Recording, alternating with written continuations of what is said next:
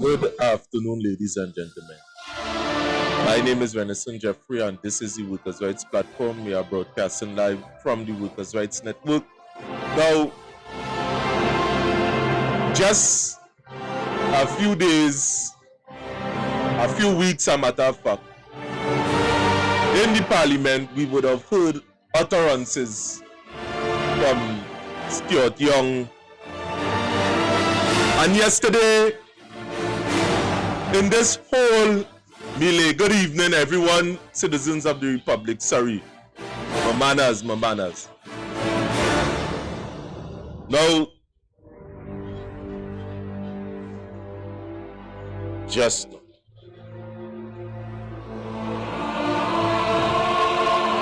Right, where's my manners, a matter of fact? There's another screen here that giving us a little feedback here where it's concerned.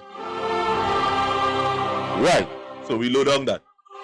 Now, yesterday, the 5th of December 2024, we would have listened to a press conference that would have a post-cabinet meeting, a matter of fact,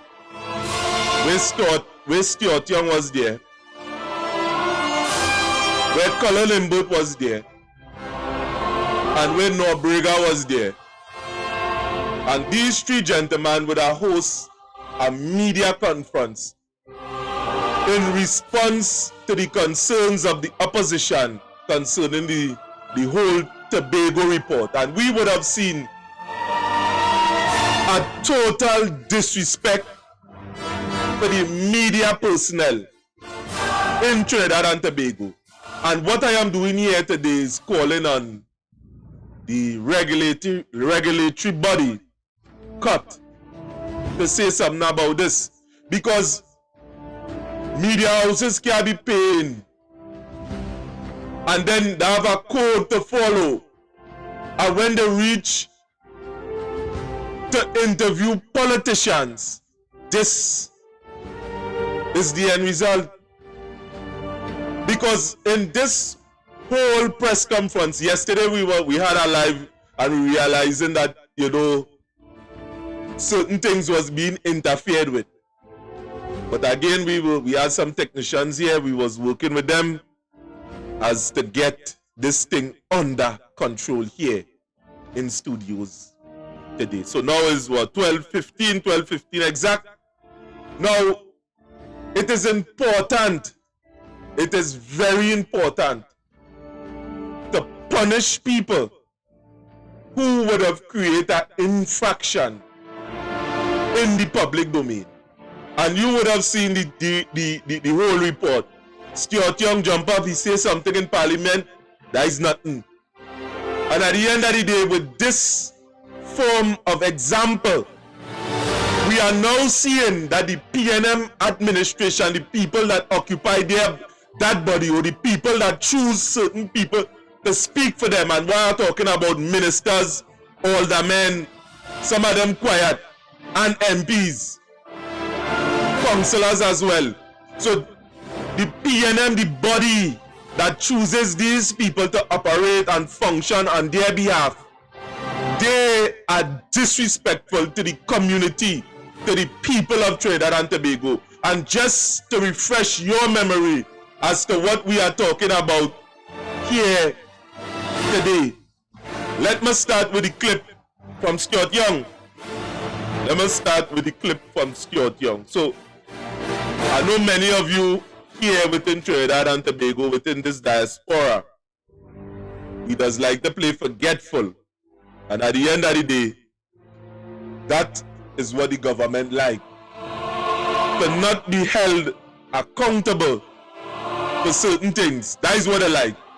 They like you to not question them. You and them is the best of friends. But anybody, it was said that anybody, if you want to know who control the dynamics in the population, watch who you are not allowed to question. So at this point in time, I am applauding the reporters from Guardian Media, the reporters from TV6, that was relentlessly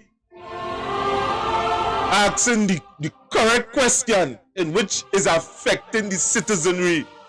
And I am telling them today that we applaud you. A matter of fact, the people on the ground.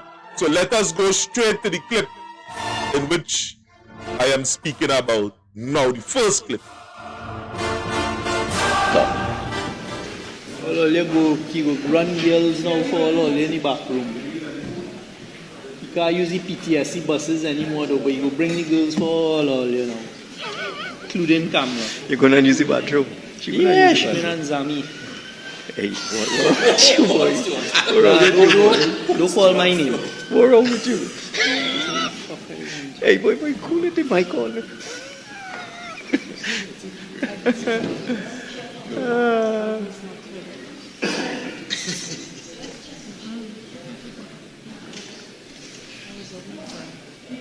Did you contact the boss?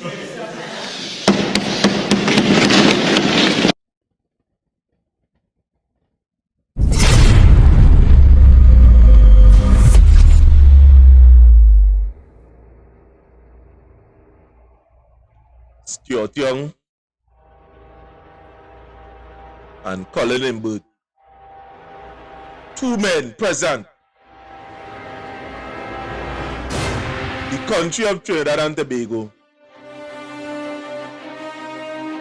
would have called for retribution concerning this. Old people, young people who listen to the Parliament channel asking what are now here they? Never before in history something like that would have ever been done. And we would have seen the Speaker of the House recuse herself. We would have seen many other people recuse themselves, they had nothing to say. And that behavior would have been left unpunished. They acknowledge that it happened because the rest of the public would have seen that such a thing would have taken place, i.e. the disrespect of women across the board, Kamala thing, and that is how you treat our opposition within Parliament. That is the example that you're setting. So anybody, children, anybody that listening to the Parliament channel, or you see that in Trinidad and Tobago, there are no punishment for saying what you want within the parliaments of Trinidad and Tobago, the highest office of the land. Because where it is a precedence would have been set there. Where it is a precedence would have been set. Nothing have been done. So children, it's alright to cuss them when they come in front of our house. It's alright to cuss them and say, boy, what you doing here? Or you ain't do nothing for us, because that is the precedence that was set in the Parliament. Regardless to what side, regardless to what the opposition could come and say what they want, we ain't gonna study the opposition because we have the Parliament under lock. We have more people than them. So we could pay ourselves 47%. And to hell with the rest of the population, we could pay ourselves that. So you understand where is the code, the mafia code, that the whole PNM organization is about. Once we agree, once we on them side, we could get away with murder. And we all know about Akil Chambers.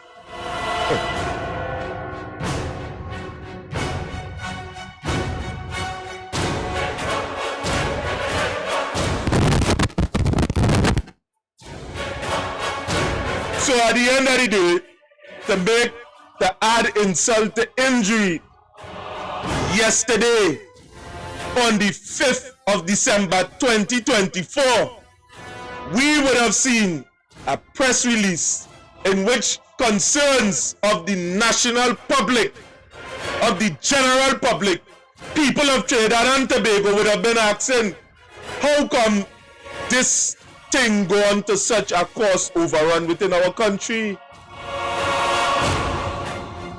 How? What we would have seen in this post-cabinet meeting is a kangaroo meeting. No real questions, no real issues have been answered concerning the facts. Our money is spending and we can't ask question about it. Boy, Colin, are you different, yes? So to say in the least, the video is kind of long and we are going to go into this long video here today.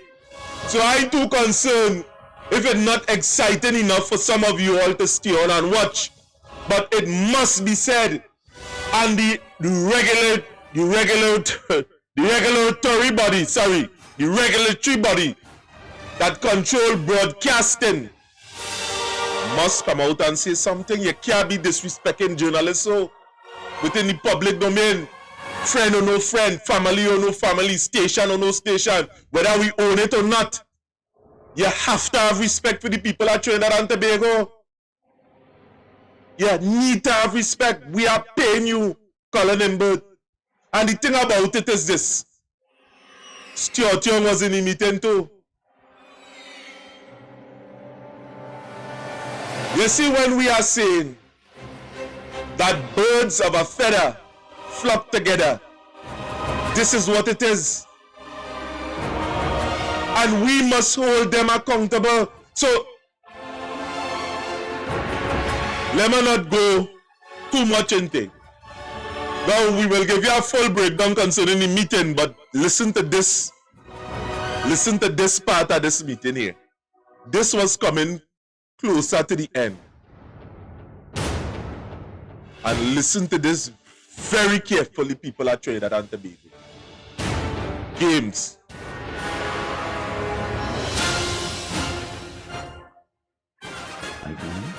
I didn't come here to discuss anything else.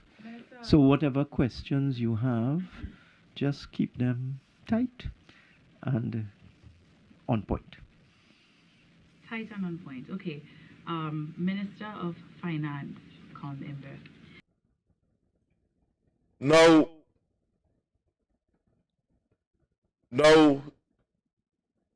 if many of you didn't hear what was said there by Colm Imbert, I ain't come here to ask anything else, but keep the message tight. That was a warning.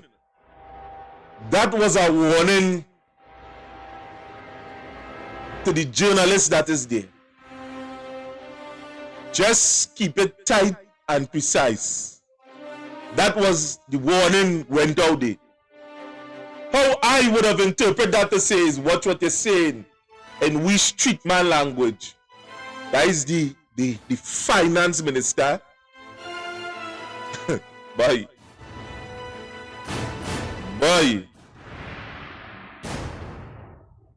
We have JTAM calling on the population to mobilize outside of Whitehall on Saturday because they are upset with the government's acceptance of the SRC report for salary increases while unions receive 4%, a 4% offer. Any change from the government on that 4% offer? Which 4%? To the unions, they're saying because they've been asking for more even before accepting. Are you some sure of you them. know what you're talking about? Yeah, I'm sure I know. Because the fire service, the prison service, the police service, the defense force, they accepted, and tutor accepted the 4%. So which 4% are you referring to? But what they're saying, No, could you answer my question, please? yeah, well, I'm getting to that. What the unions are saying Which is unions? that JTAM and the NATUC and wait a minute, hold on. Those are not.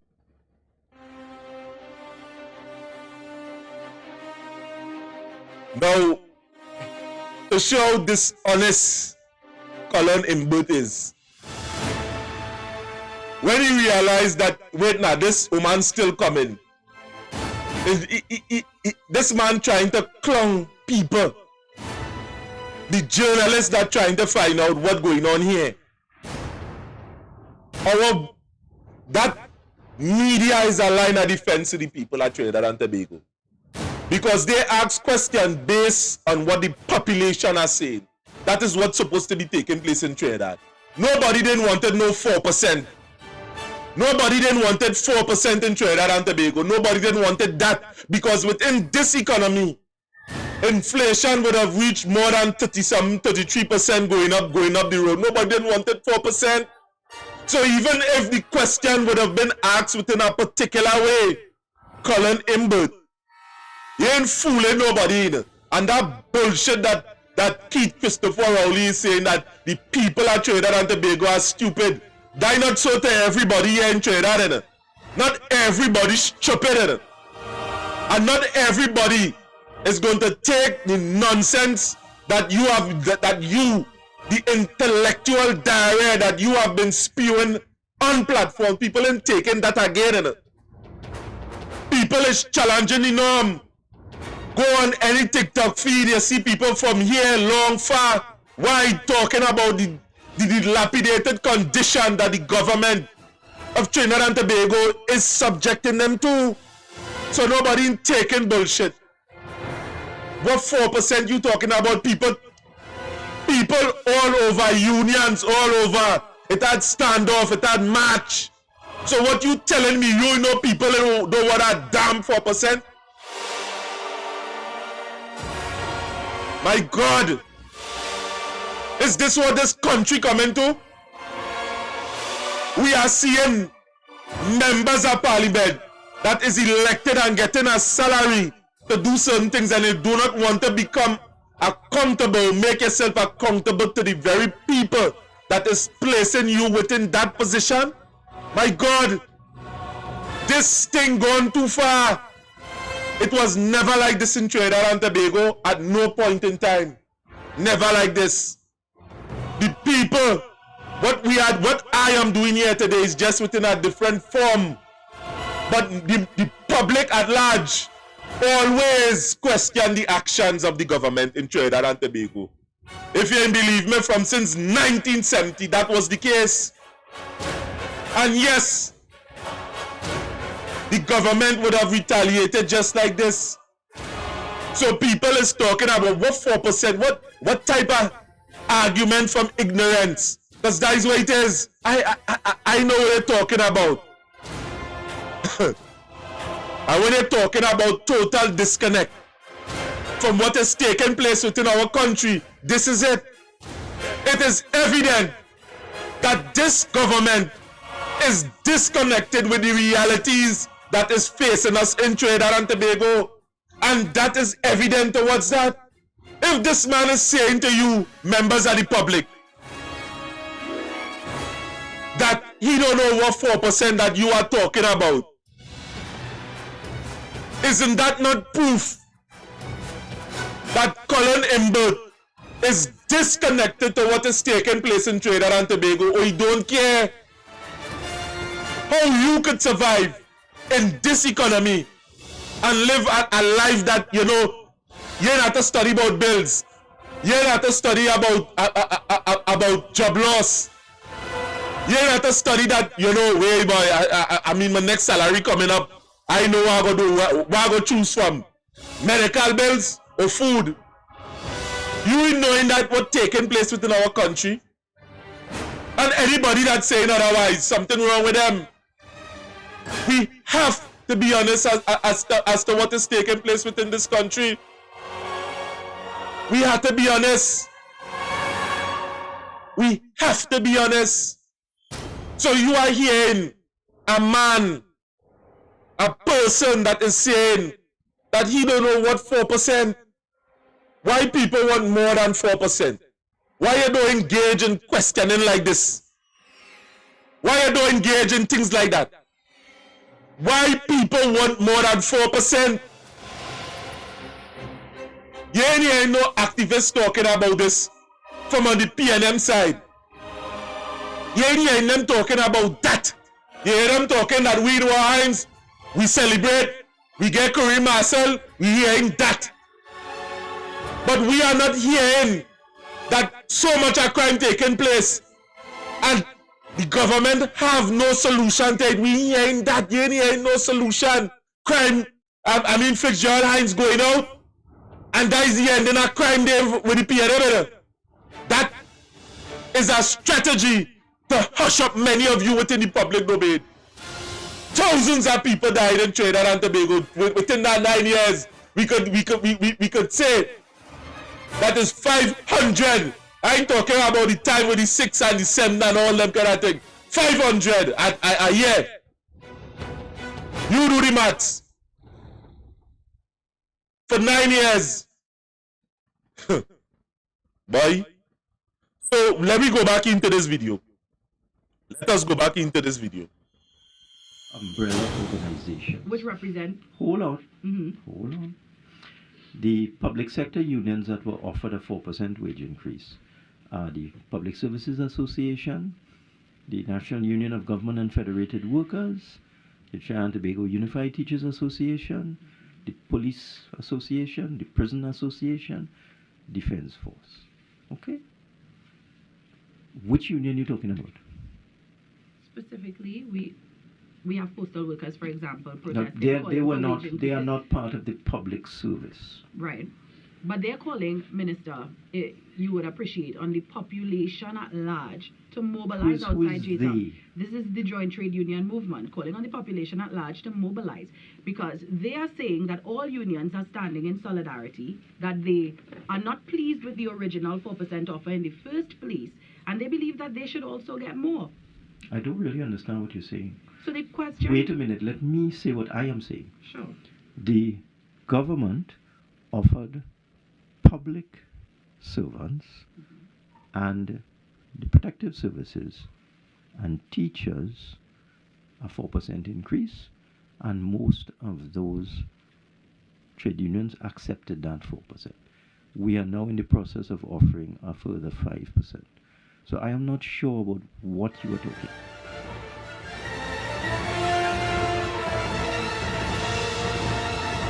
Now, to the intellectuals that are outside it, the reason why I'm jumping the gun, now you hear what Colm Imbert now say, he don't know what you're talking about.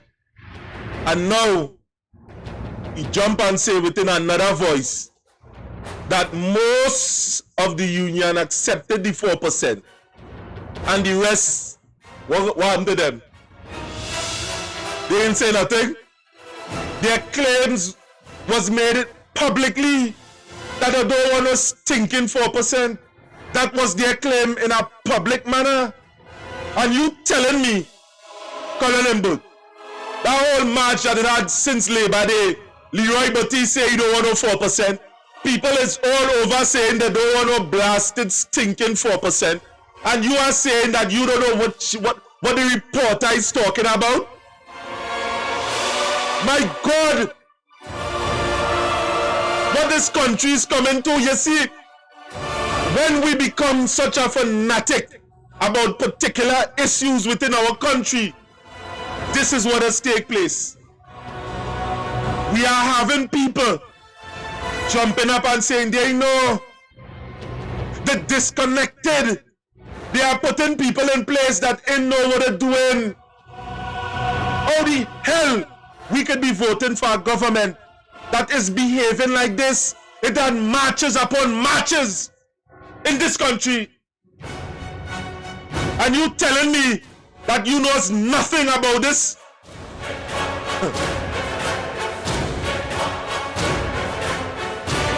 Boy. Games.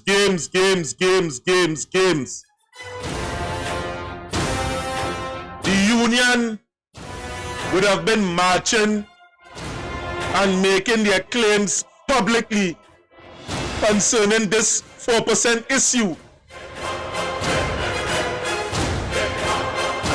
And what you are telling me that you know nothing about this, Colm Imbert?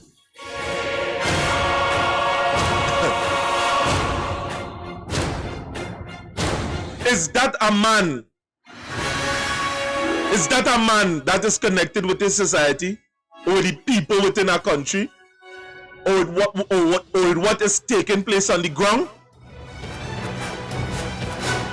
There are people that is waiting for this back pay, this increase in their salary to fix the roof, to fix the car. There are people that is banking on this to send the children to a university because they have no opportunities within Trinidad and Tobago to send them away abroad to study, to Canada, to the US. There are people, their life, they have sacrificed everything. They borrow money from money lender. They say, well, yeah, we're going to get my back pay. We're going to at least get a little 10%. At least at 10%. So something could be done. I will work on next year, and next time again I will get something. This back pay thing to certain people, to many of us, a matter of fact, let me just separate myself, to many of us, is what does take ourselves out of jams. There are many people, the back pay that they get,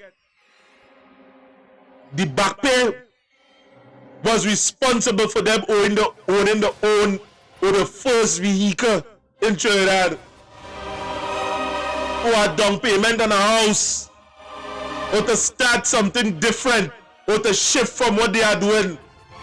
Instead of being a worker, to become an entrepreneur. There are people that is using that back pay, depending on that back pay, depending on the government to do something, to give them a just wage, or a just increase, a matter of fact, in this instance, so they could do something and stay away from the government.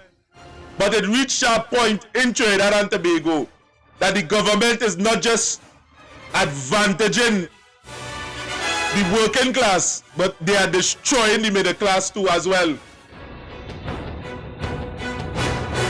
So I am seeing people at Trinidad and Tobago that we must remain firm within our position, that when 2025 come, and God bless us, that we see that many of us go over into the new year, and times for election come, we must vote them out. You seen what this government is preparing to do to us here in this country?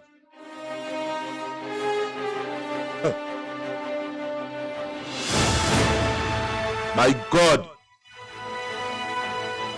My God.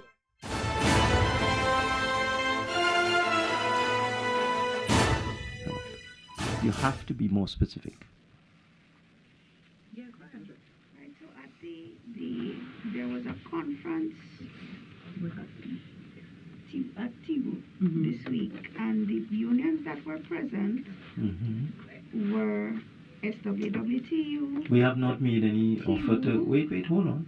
We have not made any offer to SWTU. We have not made any offer to TU. Prison Officers Association. The Prison Officers Association accepted the 4%. The communication workers. We have not made any offer to communication workers. The people who represent SWIMCOL. Pardon? The people who represent SWIMCOL, industrial and sanitation workers, NUGFW, and Estate Police and Postal Workers Union, and one of the...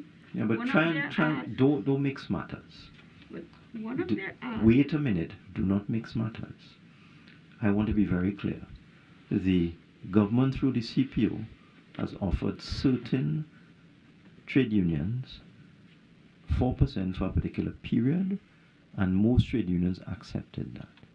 The government now through the CPO is arranging to offer the same trade unions 5% for another period. I am not sure about what you are talking, so could you crystallize your question, please?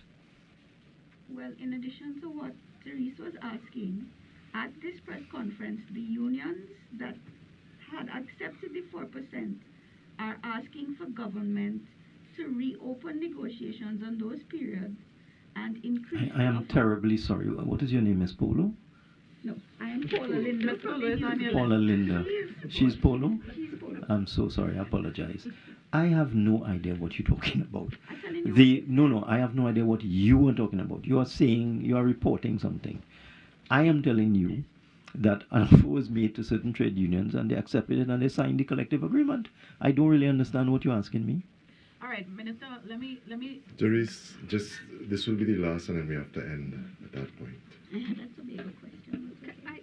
Can I get regarding the airport? No, but come on, please be specific with these questions about collective negotiations. I mean, if a union has accepted an offer and signed a collective agreement, I really can't respond to an allegation that somebody in some meeting said they want to reopen. I can't respond to that. Do you have any thoughts on the protest itself? I have no idea what protest are you referring they're to? upset because the government. Mr. Haynes, I have no idea what you're talking about. Be specific. Right. So the unions are upset because government plans to accept the SRC report, and that's why they're protesting. Do you have any, especially while negotiations are still ongoing? What are your thoughts on I that? believe the Honorable Prime Minister came to a press conference some time ago and outlined the government's position on that matter, and I have nothing to add. Minister from Equal rights and justice for all. Rise and never fall. Tell them, say, boom. What they gonna do when enough of them not true? Say what they gonna do, them get slew, yeah. Who do you So, to you, the people of Trinidad and Tobago, you really believe Colm Imbert we live in this don't know what protests as bad as it is. this the media personnel there is talking about? You really believe We live in the that he don't know that what protest that is taking place? So you believe the finance minister that is in control of the economy don't know how money is flowing, don't know that people can't survive on this nasty stinking 4%? and bayonets and bullets and gun, that day will come when Emperor Selassie shall My God. salute them from out of Islam, yeah. And the day I would love to see their face, or all those people they do to the human race, and try to take things out of place, run away to space, shoot them in the air. how do you feel to Pervashi, be... I had asked, we do have, and it is my apologies, I did. Well, you have also asked quite a lot of questions during the press conference. I don't think you will. But we do have a tight schedule. Who shut you down? Wait. Hold on, Mr. Wari. Who shut you down? Who? Of course, you, Minister. I shut you down? Yeah, I several see. times. I'm sorry, I can't accept that. Minister, you're taking home a $5,000 increase while most of the working class claim to be struggling. Parents like myself, ducking lessons, teacher, are you struggling to go to the grocery to put food on the table? From a personal perspective, how does it feel? And people are clamoring on your door as finance minister. I believe, and this is how I just answered Kijan, the Prime Minister had a press conference last week and dealt with that matter. I have nothing to add. And that's where we end. The meeting before it. Ladies and gentlemen, we are ending now. There's Thank multiple you. questions coming here. Minister.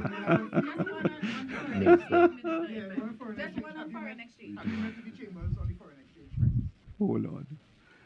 Yes, I do plan to offer myself a Digamata Northeast, so that will stop your newspaper friends from making mischief. And I...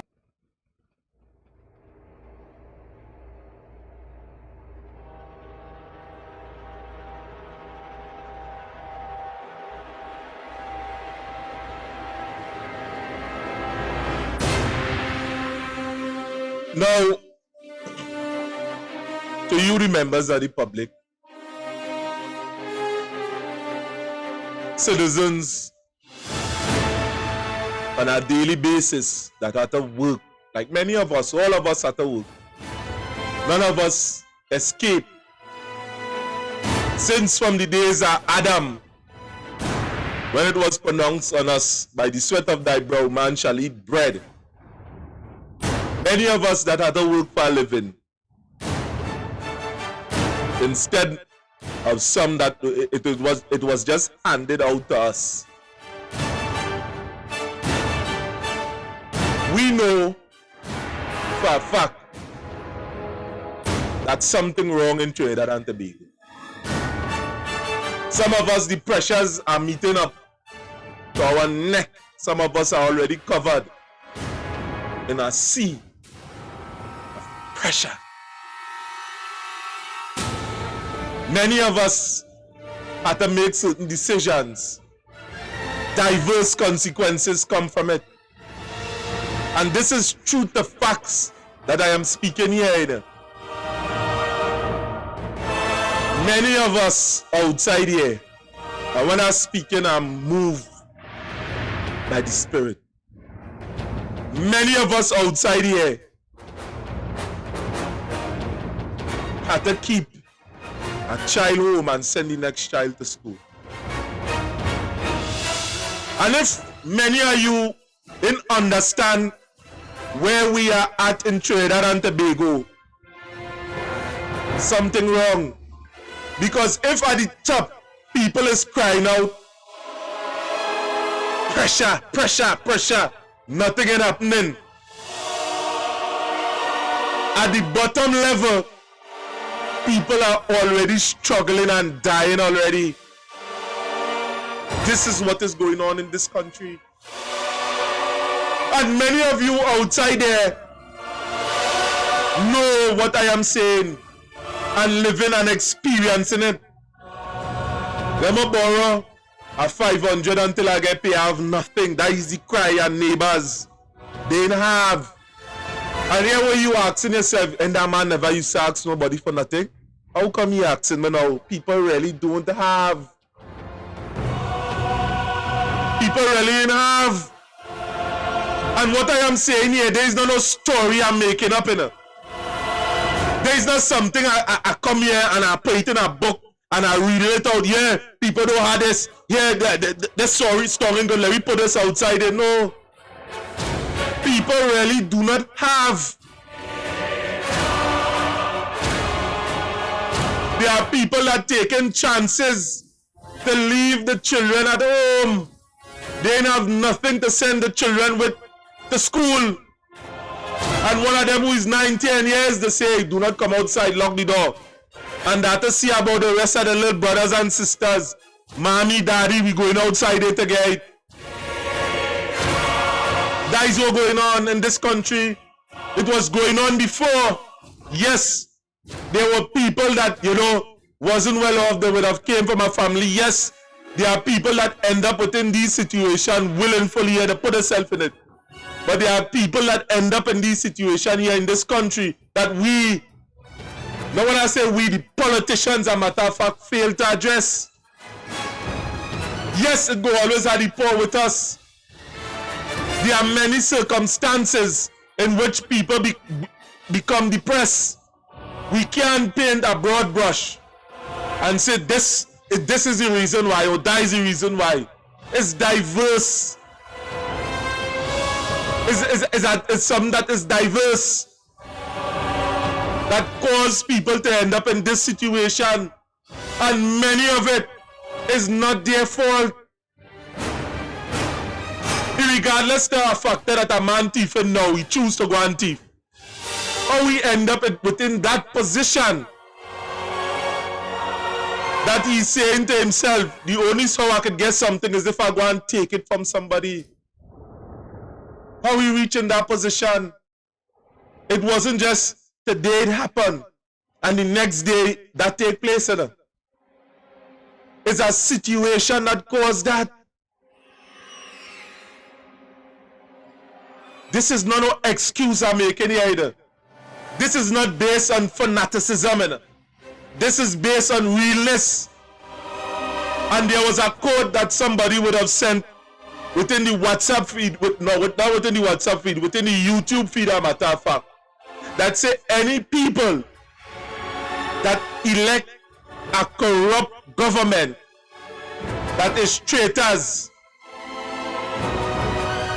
backbiters, stabbers, they are not victim. They are accomplice.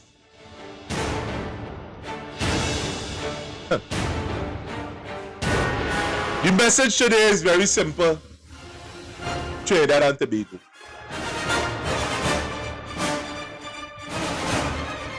If it is in this 2025 election that we continue underneath this manner or with this same precedent, we deserve what we are going to get. If we continue or even self-entertain the thought that a change go take place within the PNM party and a poor friend inside this man good, let me pay day and something go change. If we entertain that thought,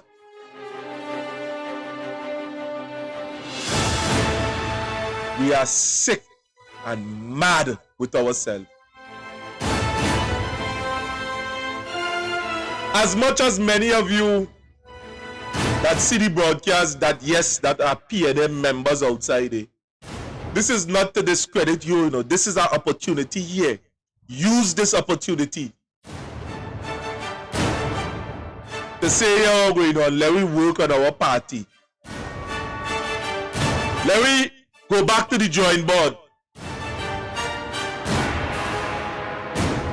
and reconstruct what is taking place from on the inside. We see Leon Hunts, Jennifer Baptiste Primus, and at some cases, Barry Garcia does come out and talk certain things. But yet still we know all of these people and them are PNM to their hearts, to their soul, to their mind. But they understand that something is taking place within the PNM now. The PNM is not what it used to be. It is not.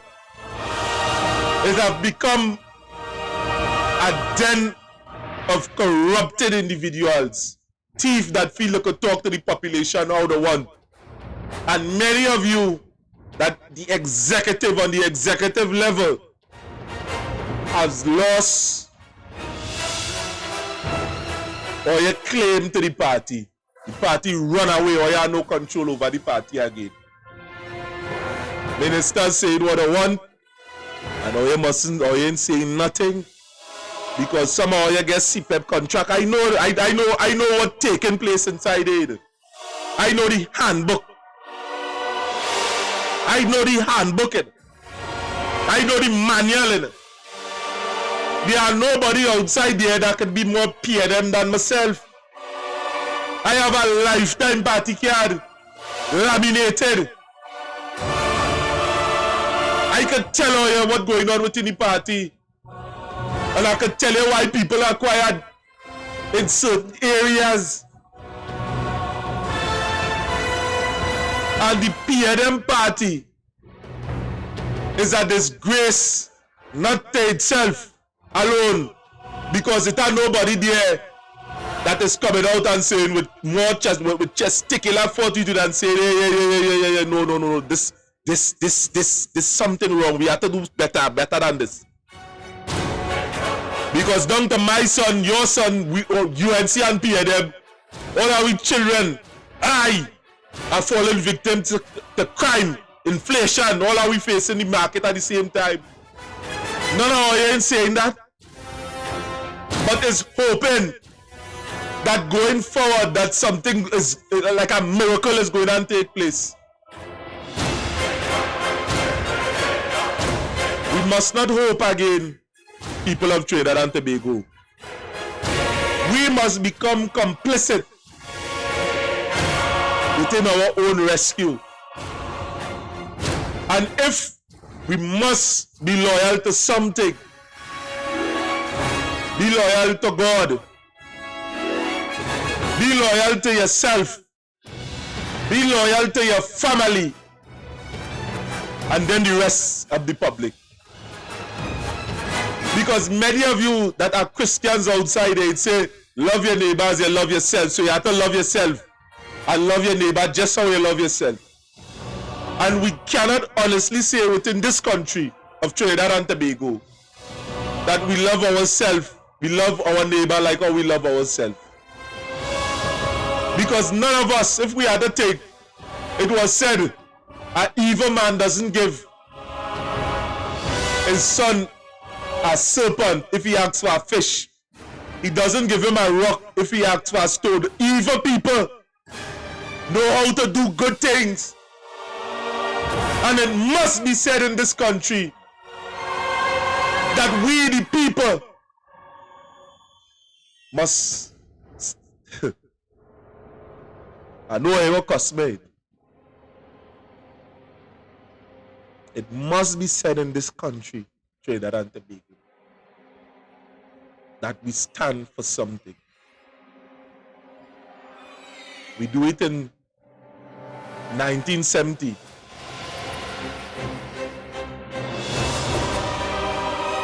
Such a thing could be replicated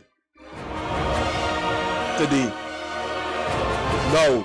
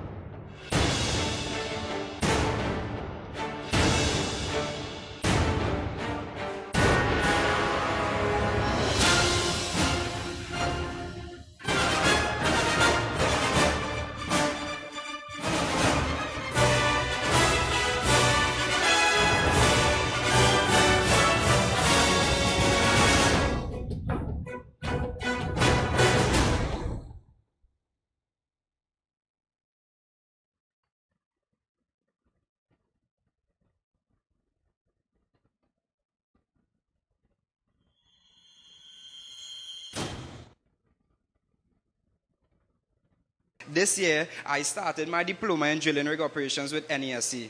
I work 12-hour shifts Sunday to Sunday, and I attend school Monday to Friday, 8 a.m. to 3 p.m., and then back to work 6 to 6. Not everybody my age could endure this type of stress on their body. It is mentally challenging and physically challenging, and this is the struggle that I have to go through in order to help my family and get my education at the same time. At this age of 20, and it shouldn't be so. We could offer the youth training programs and trade courses from now till the end of time. The main deterrent the youths face from these development programs is the lack of job availability upon completion of these programs and courses. If there's no incentive for the youths after investing months or years of their time to attend these programs, most times out of pocket, then they would never be interested. We need to remember, we live in a period where crime is at an all-time high. And if there's a man telling our children, if you sell so by so amount of this, I will pay you this at the end of the day, our children are going to run down the fast money. So, at the end of the day, people of Trinidad and Tobago, the wider public, if the government, do the government know about that?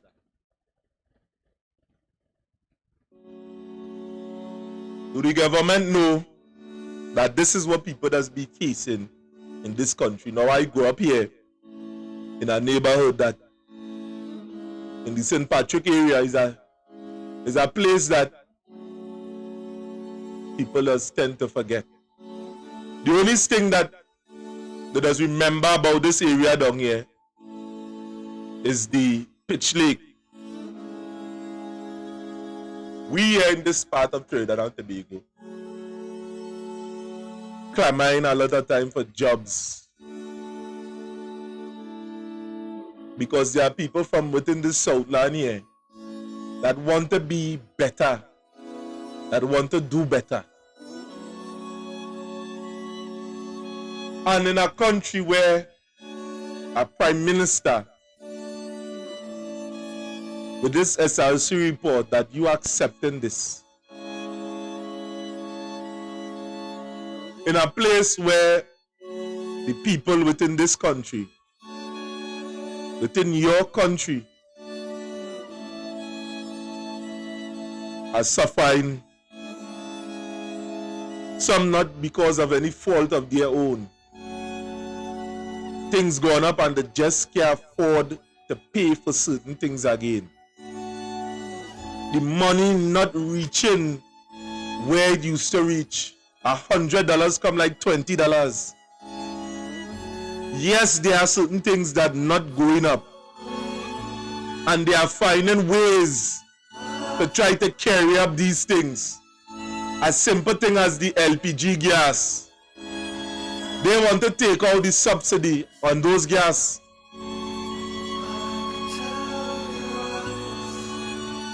The normal gas that we go, and I would have said, you know, when I would have started off here to drive vehicles, I used to pay $100 in the gas station to fill my tank. And in some cases, you pay $110 to fill a tank. And now we had to pay over $200 at the pump. The fishermen and them was protesting at some point in time concerning the regular gasoline. And here what would have taken place, because it would have happened to me and many other people that I didn't know, that when gas started raised, people started buying regular and paying the vehicles, which is a more dirtier type of fuel. Imagine people was taking that chance outside there. Imagine that the chance people was taking there, mashing up some of them people and them vehicles. Mashing up with vehicle, we putting octane boost, we putting all kind of boost inside there. And we do that treatment, we putting it inside. I see Mazda 3 and all down there. I went in the area. I mean, most of them places they used to sell because you know there is a fishing village there, and cars line up to put in super gasoline, not super, regular in the vehicle. Now the fishing industry, the fish, they rather sell the fish at the same price. They forced to, and they have to pay more to go outside there and fish. Gotta pay more. And you know, some of the thing about it is this. Some of the dotish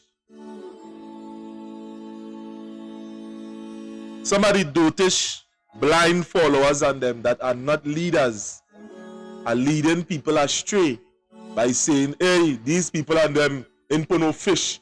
Them going and farm fish in the sea, get fish in the sea and sell it. So at them and pay, they didn't have to buy it. But that comes with a cost too, because sometimes you go outside there and you spend $800, $900, $1,500 and you ain't catch nothing. That is the cost. That is the cost of going outside there and have to search for it. We come here with nothing neither. So what is the argument? The oil in the ground. We have to pay for the oil in the ground. We just pay when we extract it and sell it to somebody. They pay for that. But do they go, who they buying it from when they're extracting the oil from in the ground? Diamonds and gold, we could say the same thing about it. These raw materials that we obtain and we sell it at a different price. What disqualifies the fishermen from not clamoring for same regular? And the thing about this is this: these issues does go at some point in time unnoticed because of the many fanatics that is on the both side of the fence. And there is a revolution that is taking place here in Trinidad and Tobago. You know? There are people that understand the times that they are living in Trinidad. Because people voting out the PNM. And they are not going and take that again. So, whereas a different approach ought to be taken with the politics in this country, we are seeing people alienating themselves from on the ground from certain people. And they will pay for that. We tell away that on this platform. Everything we say here, it come to pass. We warn you relentlessly about the many things that is taking place within this country. And some listen, some didn't be looking for no following it. This platform is shared with many of you outside there, within the public domain. Many of you outside there. A matter of fact, I know the thing up. But you know, I didn't open the lines, a matter of fact.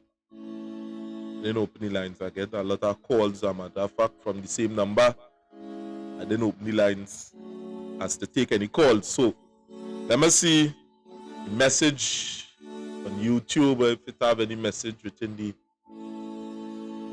comment section.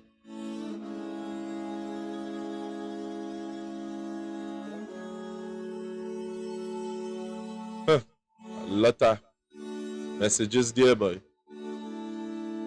Sharon Blakey, good afternoon. Kenny Hodge Paul, Mr. Manning won the population about Raleigh. So true. Mr. Rima, yes, they are and is that they don't know the rights. They don't know their rights. Let's see if I could get it from on this. It's been a little too far away. So the many of you that would have tuned in today on this platform, on this workers' rights platform,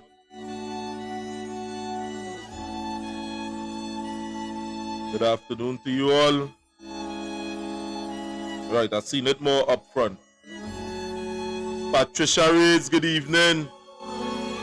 Where did you get what did you get from the government? Nothing. In your eyes, what is good governance? What is good governance is people is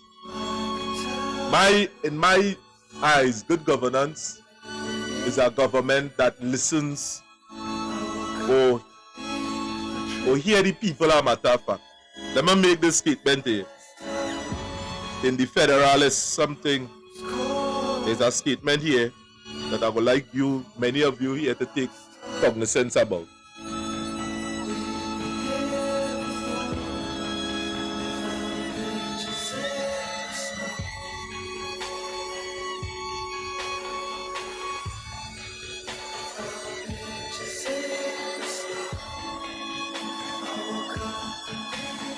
Right, Federalist 51 and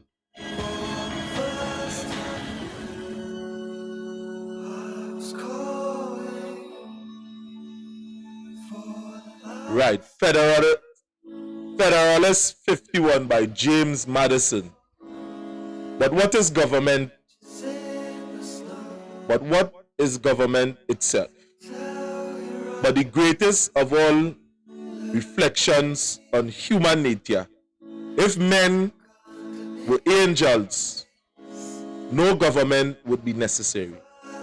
If angels were to govern men, neither external nor internal control on government will be necessary.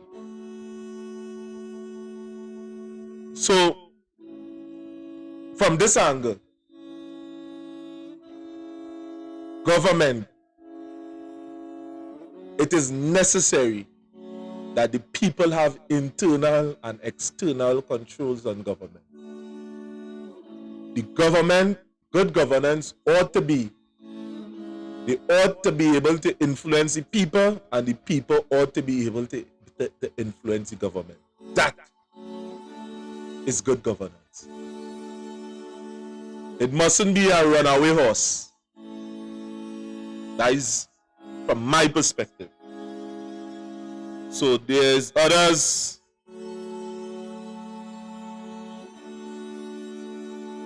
Pleasant good afternoon, everyone watching from British Virgin Islands. Good afternoon, Robin. Love always. Hey everyone, good afternoon. Is needed for any party campaign leaving Trinidad and Tobago. You know, yellow is the code. Yellow is the code. That is where it is. Where's Candice? Oh God, Candice. She was there last night, but we had a little problem with the network. What was taking place is that we believe something that was jamming the signals. Everything here in the studio here was running up the map, but something was blocking the feed from the studio to YouTube and Facebook, so it was sticking last night. So we had a show last night, a matter of fact. Candice will be here. Good day, everyone. Something Maya Music. Miss Arima, the code will be ready if we don't get international observers. So true. Miss Arima, good afternoon to you. I see a call, by the way. Dabian Anton Vincent, good day, workers' rights and viewers. Good day to you. PNM nothing yellow is the code, true. PNM nothing yellow is the code. The must go. We have the Minister of Financing. Well, there's the last one. Don't forget. All of the people doesn't forget where they come from. True. Now, the last comment here on the live is that we have the Minister of Finance having all kind of press conference, but he never addressed the Auditor General in any conference. Media. Isn't that strange? Isn't that strange? Isn't that strange? And it have a big story with the Auditor General thing. Let me see if I could pull up that here whilst we are here. Whilst we are here, let me see if I could pull up that here now on this system here.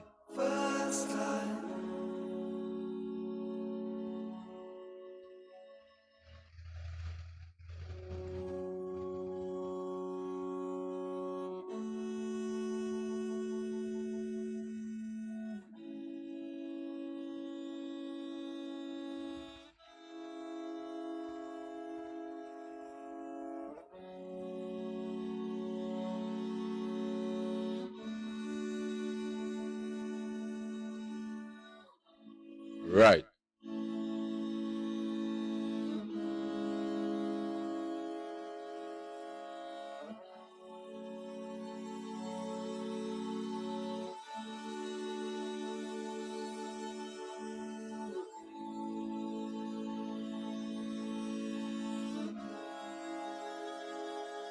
Right, let me use some AI technology so we could get a proper understanding as to what is taking place here.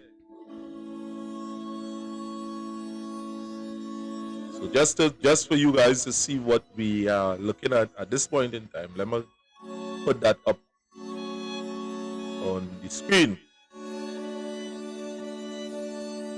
Here we have a government that, totally out of touch with the reality of people within this country.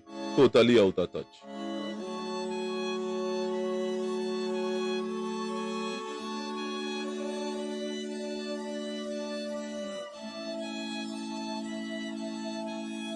With the assistance of AI technology, this is a more summarized version that we could going to.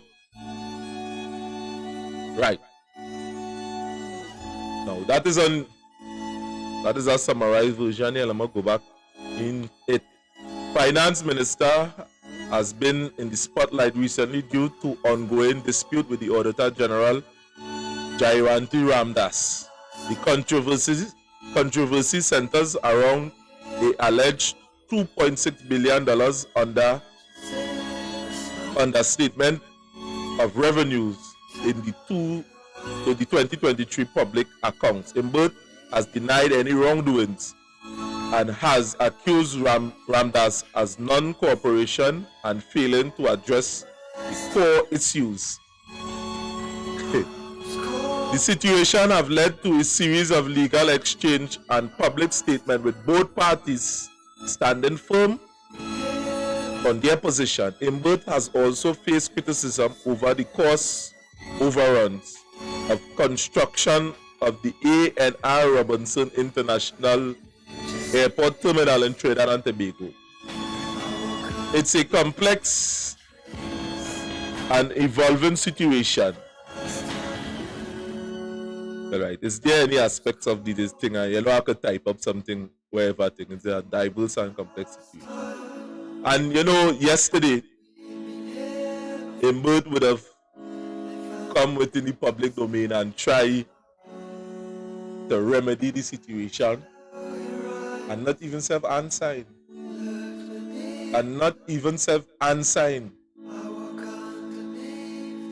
To the many claims that people are having concerning what is taking place. And he knows it. We know he know. We know he know. He wasn't going into that complex discussion, but let me bring that video up.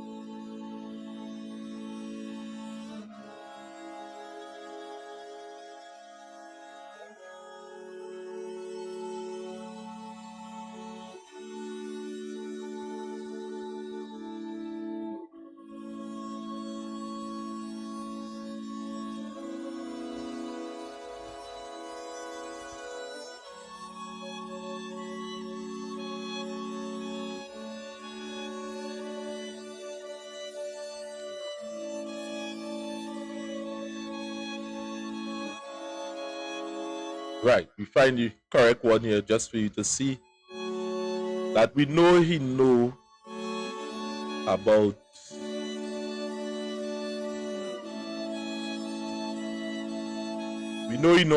what the public wants to ask him about, or the allegations are matter of fact. Are you hearing me now? Okay. So, I have been asked, because the Ministry of Finance provides the funding for the New Tobago Airport Terminal project, I have been asked to come and respond to some allegations that are in the public domain made by the leader of the opposition. Now, having looked at the newspapers today, the allegations made by the leader of the opposition can be broken down into three main categories or three main claims. The first one is that there is a cost overrun on the New Tobago Airport Terminal project of 462 million Trinidad dollars. That's allegation number one, or category of allegation number one. The second allegation is that there are multiple instances of failure to meet specifications and building codes on the terminal building's superstructure and foundation, requiring a criminal investigation. And three, the project is behind schedule. So since we in finance finance the project, and before I go on to describe what the project is very briefly, the employer in the contract is the National Infrastructure Development Company, NIDCO, and the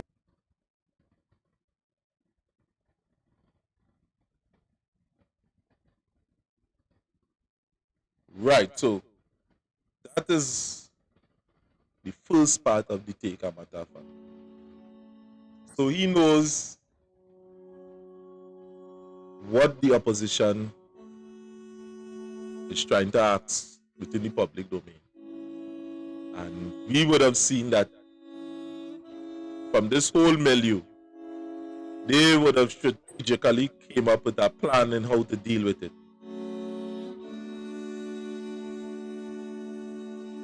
So watch how detailed the gentleman would have started off with this whole thing. The planned go-live date of July 2025 in accordance with their schedule, that is the Airports Authority schedule. The foundation and superstructure of the terminal building are safe, and the entire project, including the foundation and superstructure, is being built in accordance with the appropriate international standards and building codes suitable for an international airport. There are no multiple failures of specifications or breaches of building codes as falsely alleged by the leader of the opposition. Now, this information has been given to me by the expert consultants you can Google engaged by the Ministry of Finance, since we have to provide the funding for the project, and it's an expensive project. We engaged have to provide the funding for. This information has been given to me by the expert consultants engaged by the Ministry of Finance, since we have to provide the funding for the project, and it's an expensive project.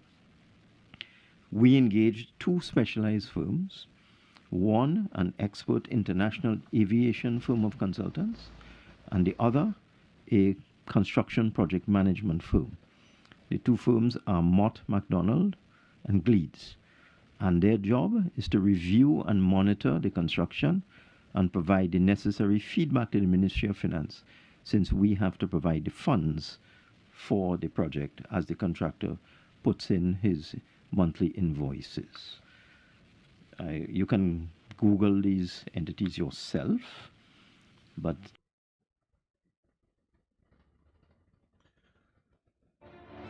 you can Google these entities for yourself. Hold that within your mind. Hold that right there. I don't want to skip again to show you how this man is a walking contradiction. Hold that right there. Hold that right there. So we're going to play this tape here at the top. You can Google these entities yourself, but just to give some brief information on Mott MacDonald. Mott MacDonald has 17,000 employees. It has 180 offices across 150 countries world over, and it has won 525 international awards over the last 6 years, and they are internationally recognized as the consultant of choice for some of the most complex engineering projects in the world. It's one of the world's most experienced aviation consultancies, providing aviation advisory, design and program management services to governments, civil aviation authorities, airport companies, equity investors, debt financiers, etc. But you can Google that yourself. Okay, so they are very versed in airport. Now, as I say to you, members of the population, pay attention to details within this press conference. Pay attention to what you are now seeing here.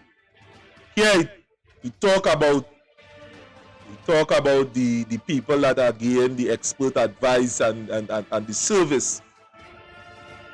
Now, he say afterwards you could Google it for yourself. Now watch the finance minister with the phone outside there. We would have placed an arrow that you could have seen, that you will be able to see what we are talking about. You can go.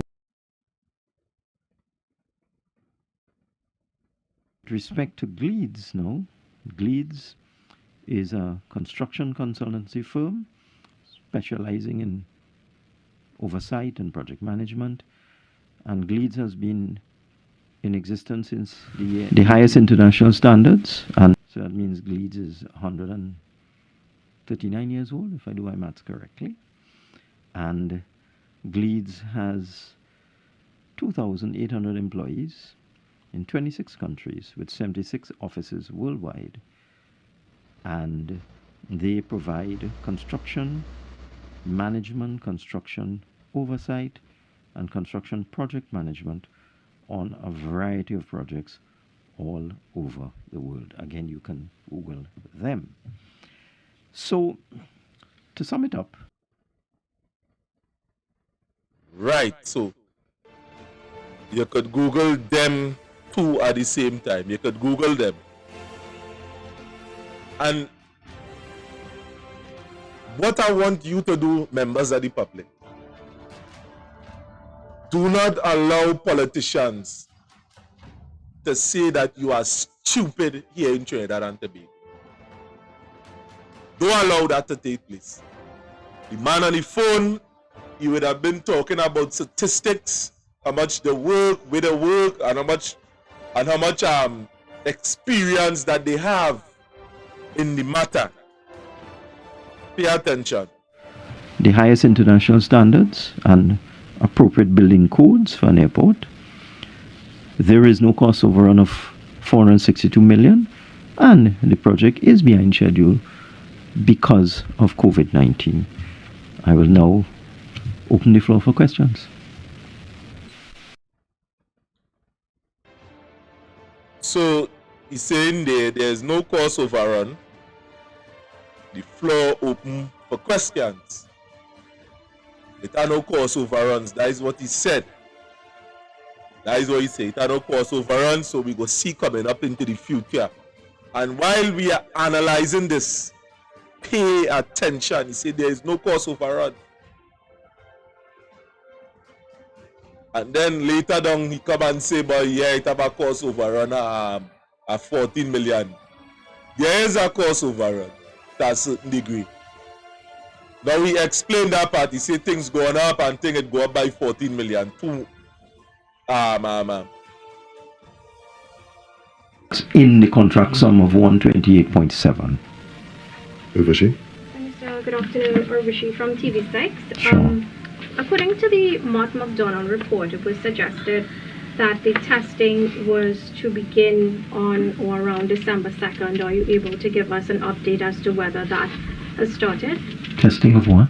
Safety testing and so on. But safety testing of what? The infrastructure at the new terminal building. I am not aware of that. The testing I spoke of was the testing of the equipment and the operational elements in the airport. There would have been continuous testing on this project from day one. And I actually have found, Kijan, I have found a breakdown of...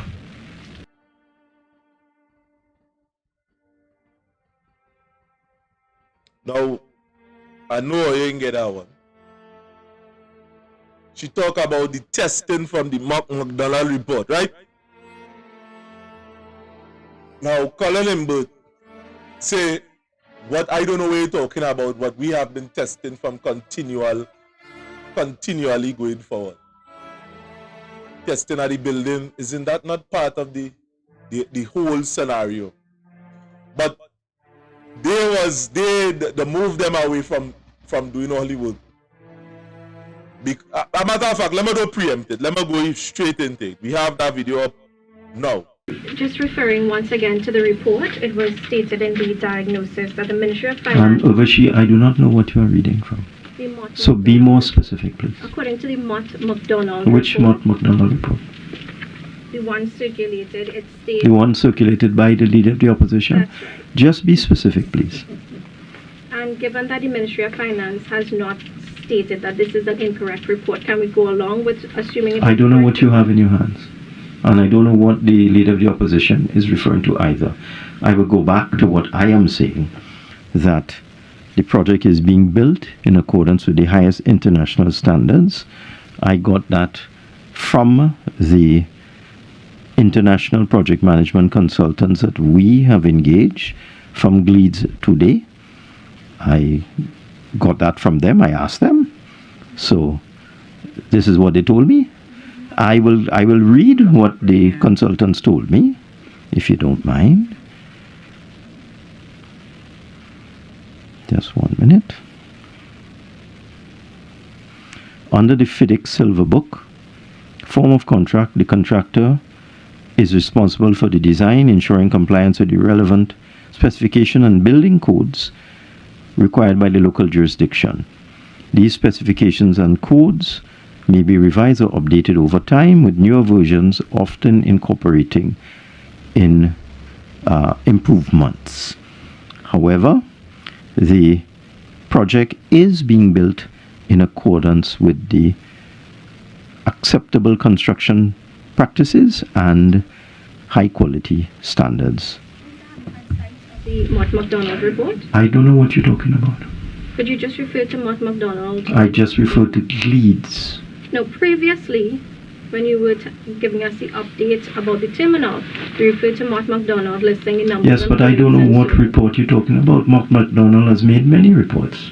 I don't know what you have in your hands. Okay, but would it not be prudent of you as Minister of Finance to look at the report to find out if what is being circulated to the national public is true or not? I have no idea what is being circulated, but what I can tell you is that both Mott MacDonald and Gleeds have reported to the Ministry of Finance that the project is being built in accordance with the highest international standards. What more you want me to say? This man is a walking contradiction.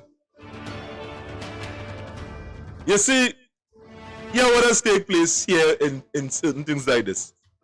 Many of us outside the members of the public doesn't watch press conferences and things. Let me be real. Many of us don't watch that because what we are facing on a day-to-day basis is more immediate than watching a press conference like that.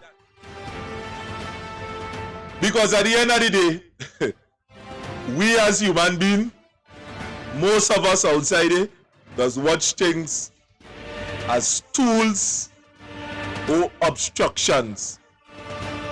And I'm watching a press conference like that. Many of us, many of the members of the public that see what it benefiting me. Instead of watching Colm Imbert, many of us just do so and change the channel and watch a movie that might be more engaging, a Marvel movie, some formatting. And that is the reason why, that men like them does escape and get to do what they want for years. Because we as human beings are chasing pleasure. The members of the public is chasing pleasure. That is why Rowley could have jumped up and say, boy, I must see in the savannah how they go and pack. And millions are being falling out of Trinidad and Tobago through them kind of international arrangement. Companies coming here and forming merger with local company and falling out all the money. And we benefiting because we chasing a suit, a carnival. So I'm not saying don't go carnival. I ain't saying don't sit down and enjoy some leisure activities by a bar, by a pool in a weekend or some kind of thing. We must make ourselves more involved in what is going on within our country.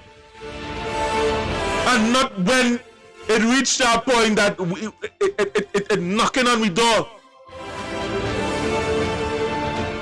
It mustn't reach today because you, your son, your children, your daughter, anybody can get caught up in the melee. Let me say you from Point 14 and you sending a child of yours to St. Augustine to the Uganders at the camp out there. The state of crime abandoned. Where is the possibility right now that they could be a victim of crime in Trinidad and Tobago? The possibility is very high. We must pay attention to what is going on within our economy. This is not a joke again, because when they make a move on top there, everybody else in the bottom suffers. And it can't be to the point that we must trust them upstairs there, because we are seeing what is going on with this 4% and a 40-some% increase in salary. We seeing that. The politicians that are there now do not care if you can pay a bill by. They don't care if electricity come and you have to take a thief a job from your neighbor. They're raising it. They do not care about that. They don't care about what you have to do. What they care about is when election time comes, that they come for a vote because they send people by your house and pay them a hefty salary to come and stand up and knock by a door and convince you, the members of the public, why to vote them in again. That is what they care about. Your day-to-day living, they don't care about that. If you have to work 2-3 work, my God, we come here most of the time to talk to you, to engage you in a discussion that could destroy you. That if you ain't take cognizance of what is taking place now, it could destroy you for the next 5 years. That is what we just do on this platform, to try to engage members of the public on things that could affect them, not by any choice you make it. So what you telling me? You build a wall over your house. You build a wall. Crime go up, our money I build add on to the wall. You're not comfortable there. Many people that working for thousands of dollars, they're not comfortable because the justice system dilapidated, the police system, the police service, a matter of fact, engage in all kind of corrupt activities to the point that people is dying, they're killing innocent citizens. It's not only the drug lord with a shoot and the pelter gun at him, on him. It's you going down. It's you too. You end up in a protest. They go and they lie in front of the magistrate and they take that. All of that is part of the broken system too. You get ticket on the road. All of that is part of the broken system. Pay attention. Pay attention. Would have thought that you would have liked to see a report on the progress of it and to find out if what is being said is true or not. I beg your pardon. I said that both Mott MacDonald and Gleeds have reported to the Ministry of Finance that the project is being built in accordance with the appropriate and applicable international standards for an airport of this type. What else do you want me to say? Question for you? Can I help you? I just want to ask. Kijan, hold on one second. Can we just move to the she's been holding for a little while?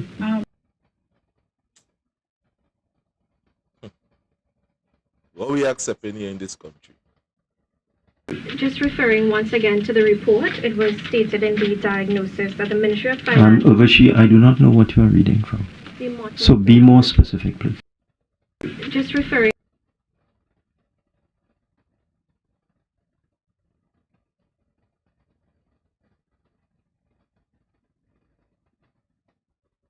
Let me just shift a little bit, right? Minister Doris Polo, Guardian Media. One of the things, apart from speaking about the building meeting the standards, as you quoted there, the opposition leader said CEP Limited was fired because of their failure Minister Doris Polo, Guardian Media. One of the things, apart from speaking about do you want a short or long answer to that question? The short answer is we are not handling the project, we are funding the project.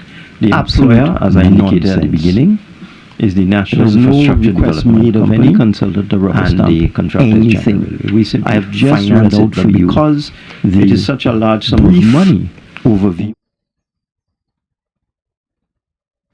We had our own oversight to make sure that when documents are presented to us for payment, because what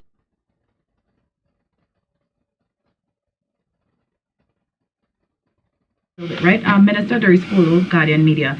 One of the things, apart from speaking about the building meeting the standards, as you quoted there, the opposition leader said CEP Limited was fired because of their failure to rubber stamp substandard work. Would you want a short or long answer to that question? The short answer is nonsense. Absolute nonsense. There was no request made of any consultant to rubber stamp anything. I have just read out for you the brief overview of the two firms of consultants hired by the Ministry of Finance to provide us with the necessary feedback.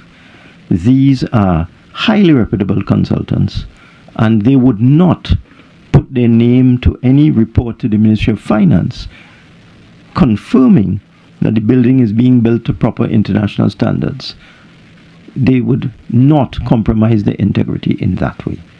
So that's utter nonsense. Rubber stamp what you said? Substandard work to speed up the process so it would have a soft opening. Absolute rubbish.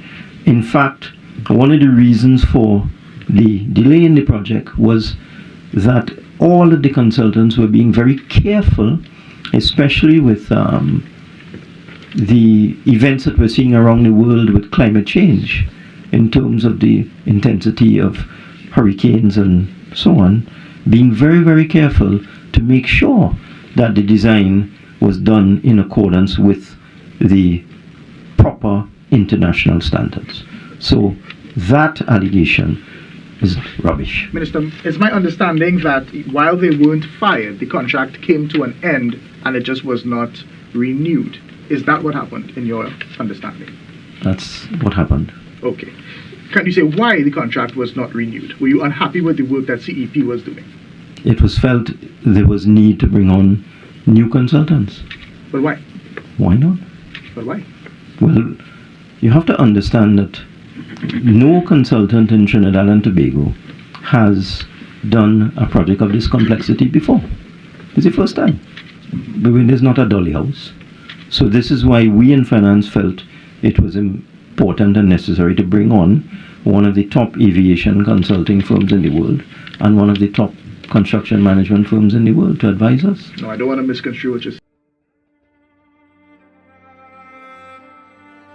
Now, we have to ask ourselves the question: why the contract come to an end and why it was not renewed? Do you not have reasons to believe that the allegations in which the opposition would have brought forward is true? And you see, only a PNM, only somebody from the PNM is going to agree with something like that. And let me tell you why.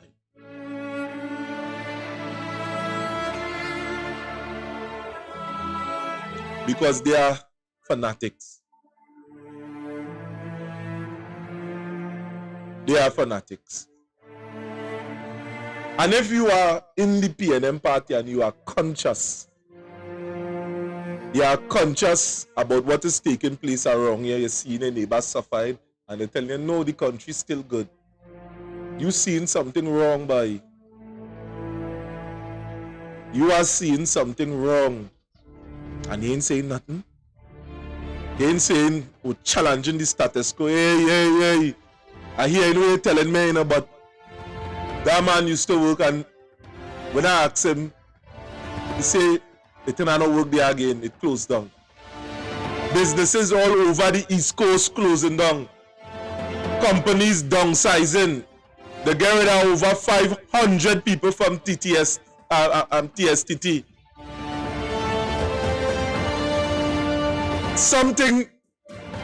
in wrong, boy. We can't get US. Something in wrong.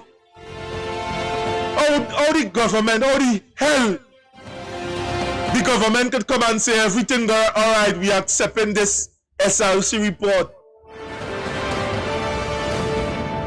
As I say, fanatic or no fanatic, friend or no, something or you ain't understanding, boy.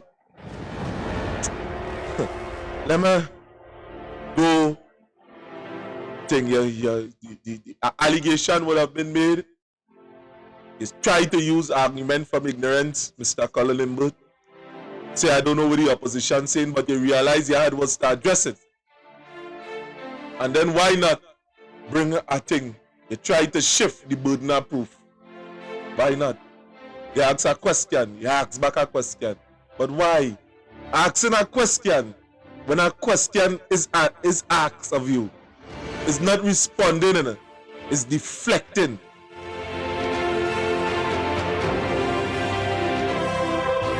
The people are Trinidad and Tobago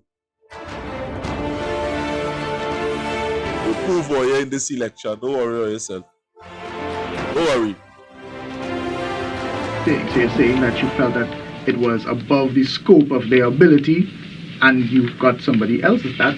I don't want to put words. I'm trying to understand. I didn't say that. That's what. Please explain. So I'm trying to I understand. just said it's not a dory. I just said that this project is complex and there are no consultants in Trinidad and Tobago that have the experience of a project of this nature. So we just felt we should bring on the best in the world. Are you against that? No, but I'm saying, did they say that they weren't prepared? But that, listen, you also have to understand, the Ministry of Finance did not hire CEP Limited. That firm was hired by NIDCO, not by us. Ah, boy. Did see again, as I say, I applaud the journalist that was there. Did they say the next question? Did they say they wasn't prepared?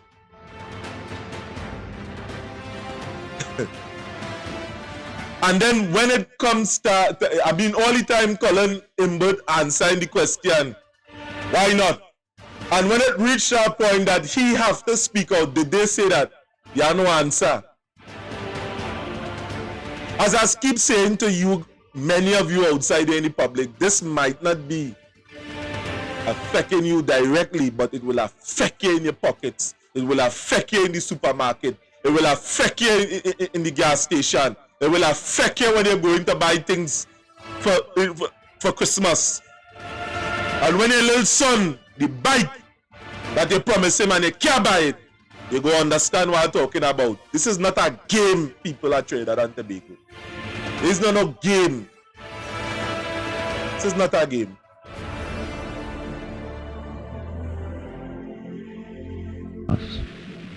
And so whose decision was it to not renew the contract? Well, certainly it was not the Ministry of Finance. Okay.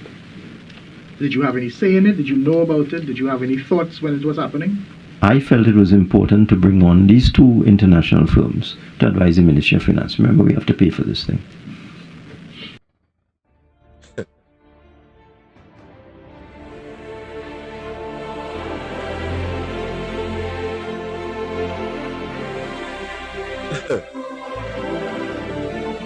Let me lead this salute. Let me give Oya a chance. And what I was trying to get out of the back and forth you had with Urvashi was... Kijan, I think she was going to ask a question. No, I was going to ask, what reports do you have from, was it Mott and Gleeds? What reports do you have? I have many reports. Gleeds reports on a monthly basis. What is the latest report? So the one from Mrs. Pasabisas, I believe, was dated December 2023. I know it was... Let me check. I can't remember. January something, because the last meeting quoted in the Mott McDonald report was early January 2024. Okay, so... But there's not an actual date on that report. Correct. So we have one, let's give or take, within the last, about 11 months ago, this is the report that we are looking at. But so are you in sight of a report about 11 to 12 months ago from Gleeds and Ormont? I'm in sight of 11 reports since December 2023. Great. And so the one that we're looking at might be outdated, is what you're saying, and there have been it would appear so. If you're looking at a report that is almost a year old, I don't know what you're looking at, but it would appear so. Would you be willing to provide us a copy of one of your latest reports, since they come monthly? I'll have to seek advice on that. But what I can tell you is that they told me today that the project is on target to be completed in March of 2025, and the project is being built in accordance with the highest international airport construction standards. Do you want me to say that more than once again?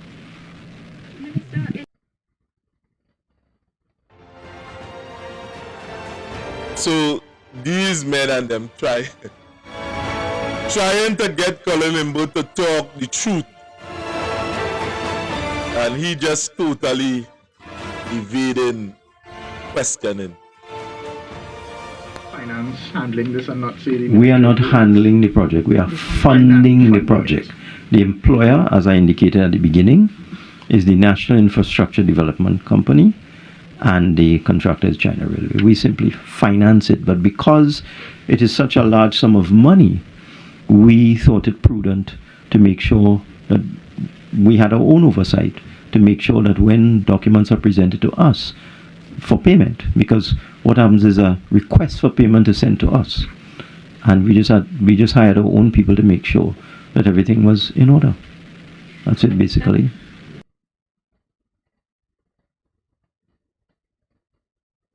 So they're not financing, they're not handling the projects, they're financing it. As I say, this man is a walking contradiction. And it's showing with many of the answers that Colm Imbert is giving that they have some form of oversight as to what is taking place there. And to showing that he keep distancing himself, and he distancing the Minister of Construction,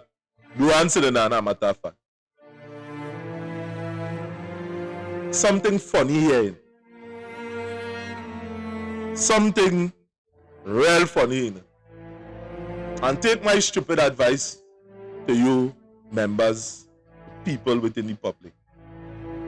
Something funny here. And when the shit hit the fan, I want you guys to remember where I get this thing here first. The shit go down to the fan. The opposition leader would have claimed that subcontractors associated with the project were financiers of the PNM for the general election. And who are these? She didn't identify them. Well, I'm sorry, I can't help you with that. And she also called... No, wait, hold on. Go ahead. I can't help you with that. Since you don't know who they are, and she didn't say who they are, I certainly don't know who they are. So I'm not going down that rabbit hole, down that dead end into a wild goose chase. What on earth would a criminal investigation be required for? Why? Just because she said so? What is the rationale? Tell me. Can't speak for the I mean, I go to the Senate all the time, and Wade Mark calls for forensic criminal investigation into everything, and he's never right, and he has no basis and no evidence for anything. So what on earth is Ms. Bissessa talking about? What is the criminal offense that has been committed that requires a criminal investigation? You tell me. This is completely unlike the Piarco Airport, where straight out of the handbook of the PNM. Now, the reporter now would have said that some of the contractors and them, some of the contractors are PNM financiers.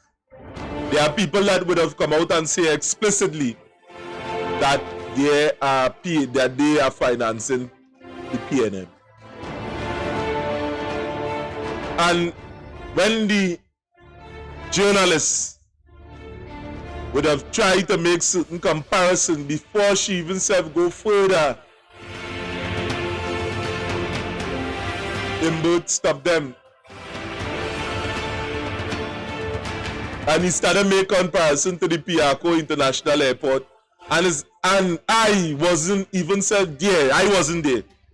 And I feeling the heavy-handedness of Colm Imbert from just even said watching it. There are many things here that need a criminal investigation.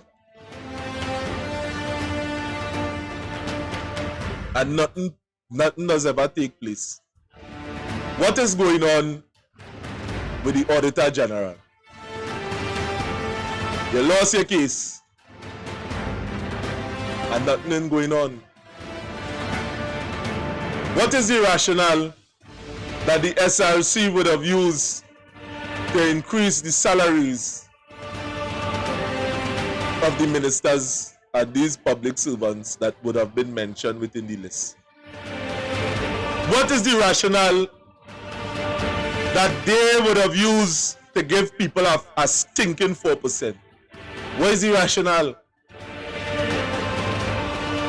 Is the intentions of the PNM as to stay in party forever and not caring about the people, the lower class of society or the rest of the public?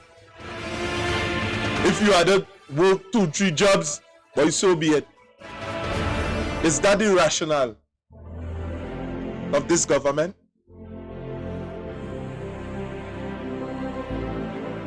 You see, when we could continue to vote back in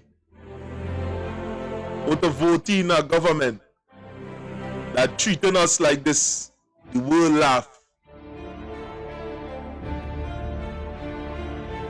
The world laugh at us. We have become a laughing stock of the Caribbean island. You seeing a prime minister digging out the eye and saying, hey, look at handkerchief, wipe it out.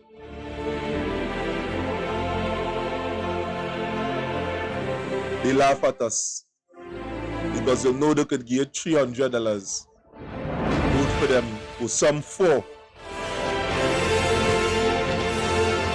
Because it's easy to give you 300 on a jersey.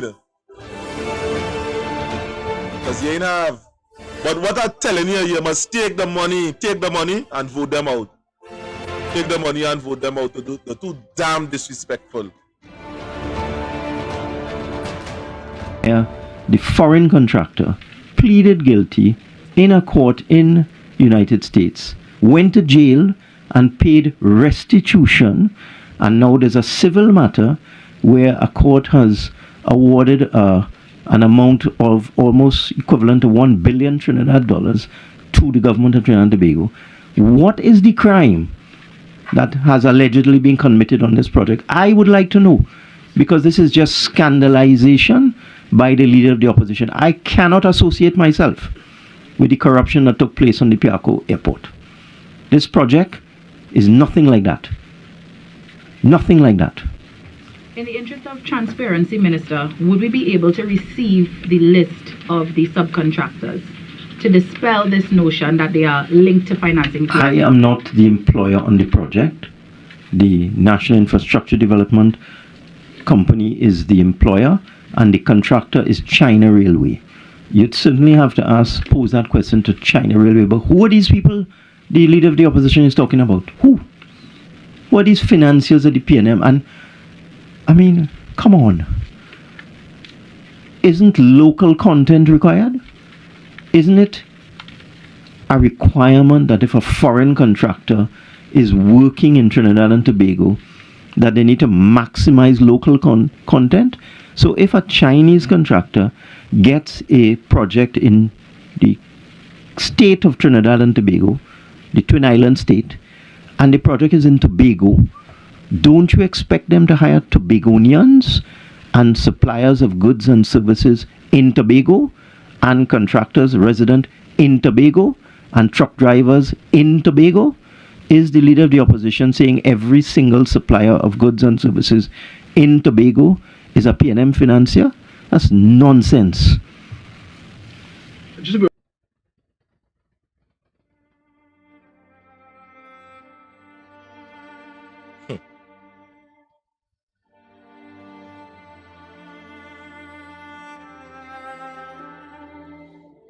Now, a contract, we're going straight back, we're tracking back a little bit here. A contractor, a local contractor was fired. Not fired, a matter of fact. When the contract ended, they didn't renew it. And we know that to be a form of disciplining certain entities or to keep them within submission. And now, that two-tongue Colm Imbert saying, if they hire these people and them, isn't it not something that is local, the higher local content?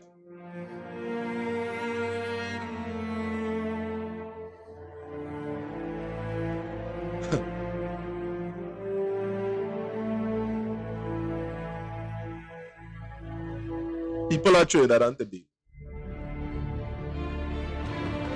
And the wider world. The mission here in this country must be to get rid of the PNM. This must be the #1 priority of every citizen of this country. Number one defense, I don't have to convince you guys. The smarter set of the population that outside there that leave Trinidad, or you turn back, watch what this government is doing to our country.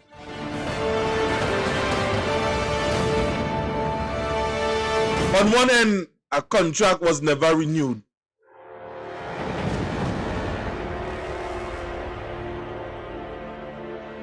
And the allegation that would have came out of that is that there was not proven certain work in the airport. There was not proven certain works in the airport. And the contract wasn't renewed. And when on this hand here, the reporters started questioning Colm Imbert, who to me didn't appear to be very smart at all, because he would remember what he said. That is when you have to defend on too many fronts. The people of Trinidad and Tobago must remain vigilant and watchful to what is taking place within our country. They are destroying us here. And they come with all kind of jargons. All type of wording, all type of nice word. That's what they're coming with here in Trinidad. And we are accepting that. It's as if they're giving you monopoly money and taking your real money, your real wealth, and giving you nothing in return. The people of this country here, the Creole and the Indians, the East Indians, despite whatever differences we may have, or the color, the texture of our skin and our hair, we build this country. And we would have entrusted certain people to be leads. There are differences between leaders and people that lead men. A leader is something that is innate. There is born leaders, there is born so it is born with that instinct to go against the norm, the natural currents. You don't fall to the wave of oppression that you are seeing. You don't fall to that wave. And what is going on within our country here? We must pay attention. Listening to our press conference, to many of you, it's tiresome. It might take away, I mean, if you're running taxi, it might take away a little hour off the road. But they are conscious-minded people like myself, Candice, Sheldon, the ground report team. There are many conscious individuals that are pillars in our community, in society, that are giving answers, that are showing up these problems, these irregularities that is taking place within our society.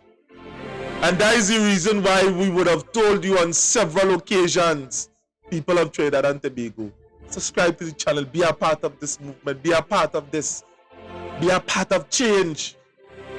Come forward, share this platform with us. We must rescue our country. It's too long they have marginalized the thousands of us on the ground, they marginalize us and they throw us within a corner, and we are left to suffer at the hands of a tyrant government. And all of their ministers and them are none to say. In all parts of Trinidad and Tobago, the ministers and them of the PNM administration is being bad talk. Yes, it go have them on the UNC side too. But they are not the ones in government at this point in time. We have a tyrant government, and there are people that is being marginalized and further marginalized within our country. We must remain resolute to what is taking place in Trinidad.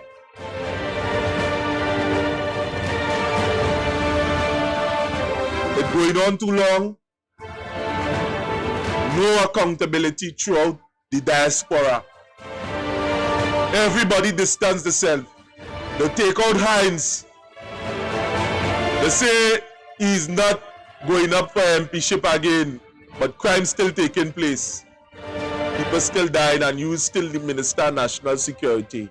And that's the choice of the PNM. Can you consciously give them a chance to make any decision again within the future,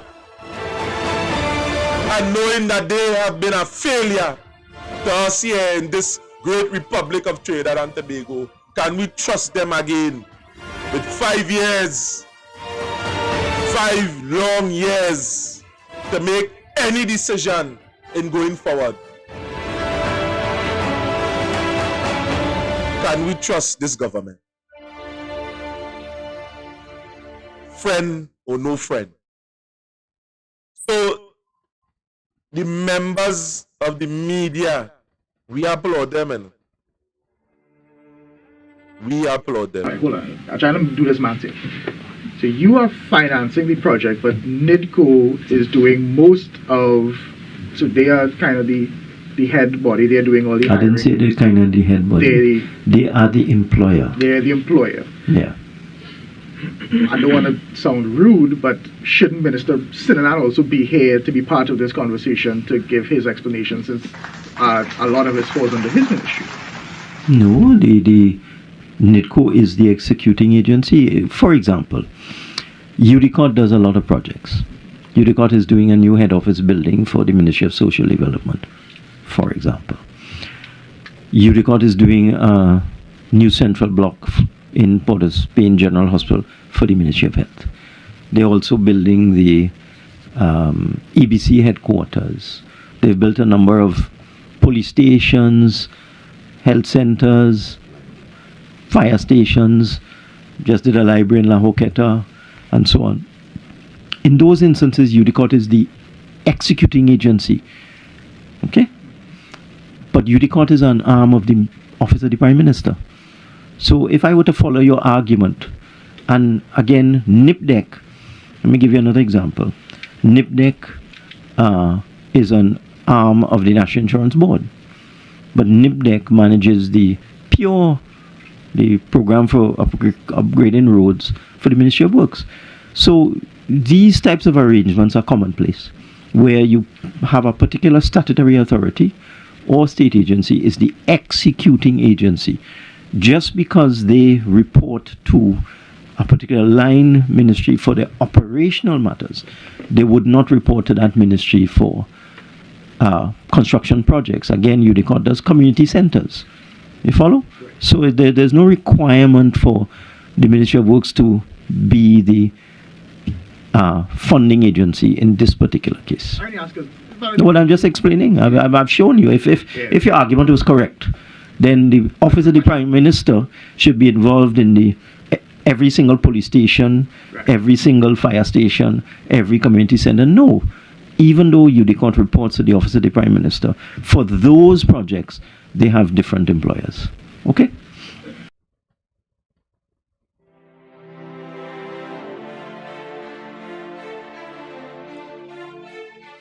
Again, in my estimation, as what would have just taken place there, in concordance to the many of you outside there, this, I have reasons to believe that this thing have been set up in such a way that nobody in taking blame. We financing, all the rest of them is who doing the hiring. We don't know authority and who they hire. What type of nonsense that I hear in here? What type of nonsense I hear in here? An intelligent man as Stuart Young uttering that type of rubbish.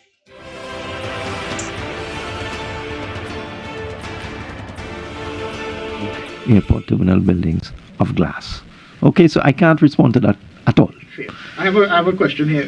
Why did the government not use a foreign consultant from JUMP in terms of, because we spoke about CEP earlier and saying that they may not have been ready. Two things. I didn't say that. Right. I do remember you saying that, but for I did not say they were not ready. Do not put words into my mouth. You said it was not a dolly house. I said that there are no consultants in Trinidad and Tobago at this time that have the experience of dealing with a project of this nature. I did not say they were not ready. Okay. But the question is, did you find that out after, or why not? No, hold on. The employer is the National Infrastructure Development Company, and in keeping with the requirement for local content, NIDCO chose to try and employ as many local firms as possible, and CP did its work. They had a contract for a particular period of time, for a particular sum of money, and they did the work. So I'm not sure where you're going with this. Would you prefer, you said, should we have hired international consultants from the get-go? That would defeat the whole purpose of local content. And as I said, CP did its work. Their contract came to an end, it expired. Minister, are you pleased with NIDCO's performance on this project? Well, it's a complicated project, and I am happy that we are looking towards a completion in March. And as I said, there's been remarkable progress over the last 9 months. Yes, well, I just answered you.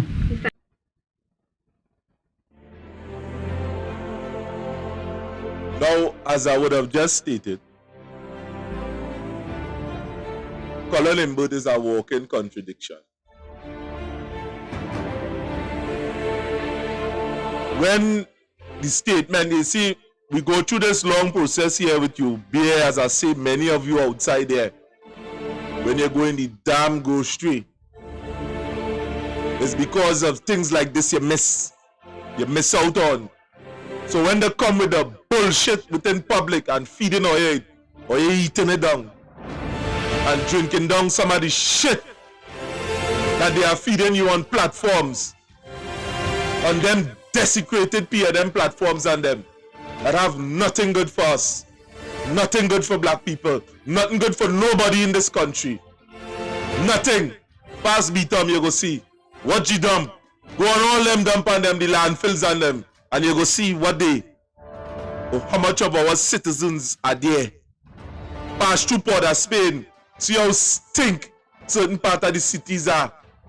Nasty and stink. And things could be done better. Can't be allowing this thing to continue. Now, coming back straight back to the discussion. Now, Colm Imbert does forget what he's saying outside there in public. In this same interview, you not to search and do no big set of research. This press conference was yesterday. Go through the whole thing in its entirety. It's outside here. And you will see this man is a walking contradiction. A despicable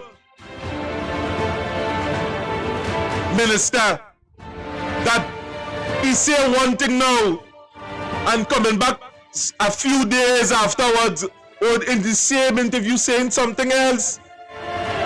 If the case is to hire local content,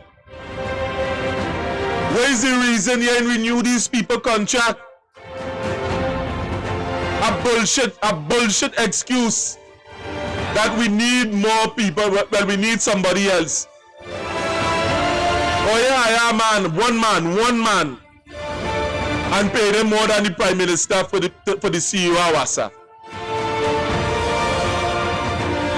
They are independent individual. That the same company, if you wanted certain things at a particular caliber,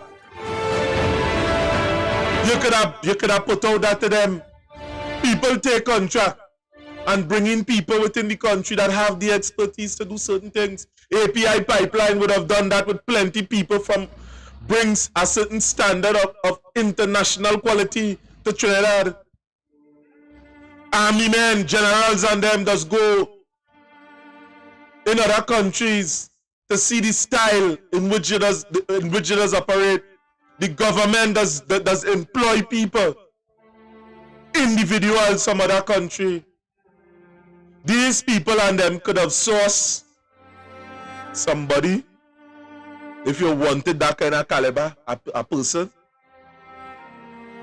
And the thing about it, many of you outside there would have said, a matter of fact, that the right, you know, these people are there since I think it's 1880, he did say, he did quote, building certain things at a particular magnitude. And yes, they would have learned certain things. But all the people from 1880 dead and going up, they're dead. So they would have had to learn on certain philosophies of their predecessors. And affirm that now start. How you think the become registered is a process? They would have went to school and learned from their predecessors as the people that is existing within this company.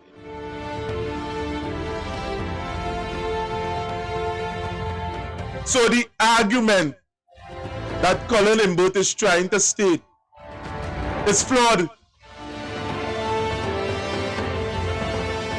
He for himself, all of we have a lifespan, and let me say 80 years. We have a lifespan of 80 years. I just say, what Colm Imbert would have known about politics is from his predecessors. And if we are to use the argument in which Colm Imbert would have just used as to why he would have hired a new firm, then we have no business in having no independence. We should have just let the British run the damn thing. We should have bring back Rome.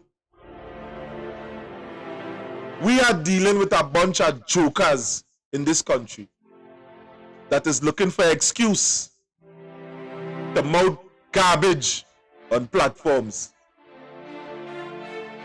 And we must take them to task. We must see what they are really trying to do us. We must call a spade and see this as subterfuge, as trickery to remain in power. This man used words to obfuscate the issue, to make it muddy, to cloud what these team of reporters, these journalists is really trying to ferret out of the Minister of Finance. And he used this press conference to intimidate these journalists, to show the population of Trinidad and Tobago, despite what concerns that we have about the rise in the food prices within the grocery, in the market, in the shop, that he don't care about that. He used this press conference to send that subliminal message to you. So that is the reason why, members of the public, this march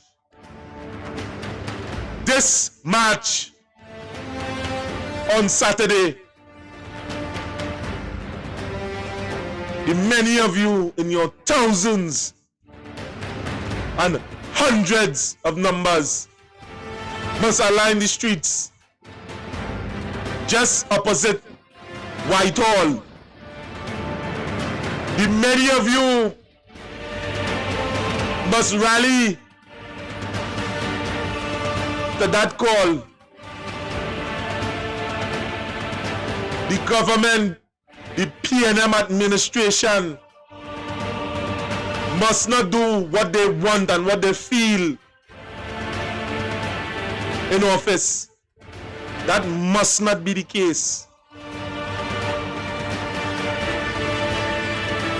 We are suffering too much in this country. We are seeing the suffering. And they cannot tell us that they are so oblivious to what is taking place around them. Philip Alexander would have stated that all these exemptions and them that they are getting is what blind them. Tax exemption, VAT exemption, vehicle incentive. Till Faris Alwari had to jump and say, so what is the point again? Tax exemption on the vehicle and it's still getting an next exemption, traveling allowance.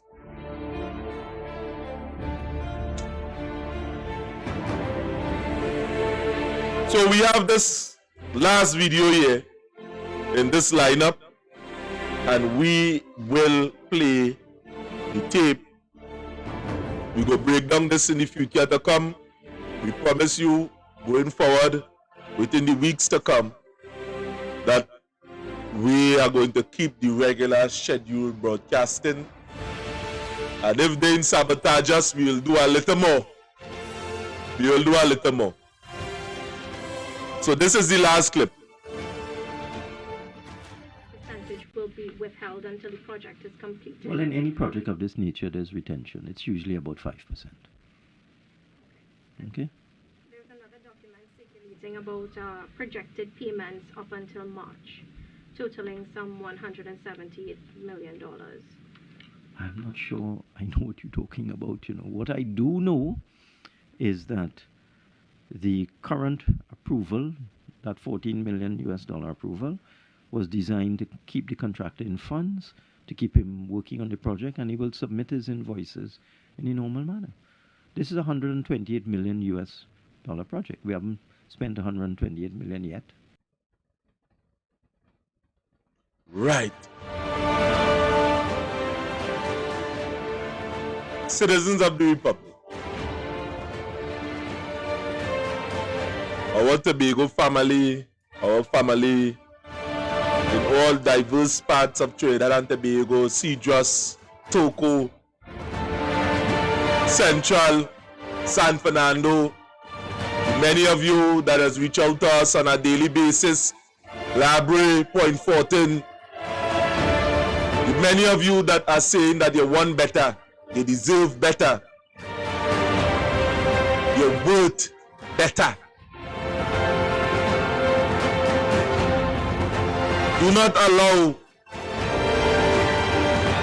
this government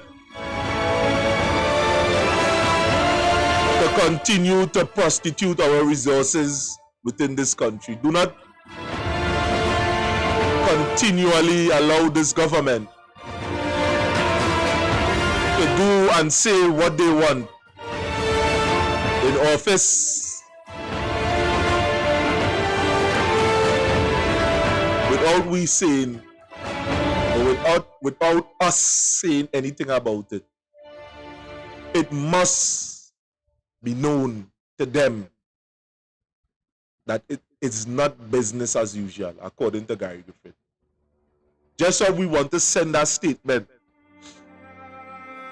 to the politicians, to the criminal elements. It's not business as usual.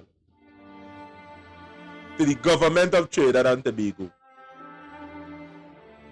This must be our solemn message. It is not business as usual. To those who know better, do better. And there is a quote: the only thing necessary for the triumph of evil is for good men to do nothing. This Edmund Burke, this calls for actions against oppression and injustice, emphasizing the moral duty to resist oppressive government. It's a moral duty for all of us. And to the oppressors that is still finding excuse to continue oppress people, there is a God and judgment is coming. And many of you are like open sepulchres,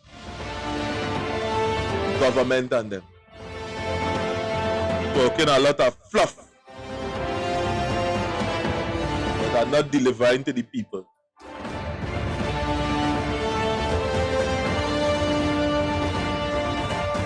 And if any one of you fear God in this PNM administration, if any one of you have love for God and for your fellow men, you ain't gonna do what you are doing. You ain't gonna operate how you are operating. And you will operate with compassion and mercy and fairness and justice. All of these things are fruits of the Spirit. And we, the citizens of Trinidad and Tobago,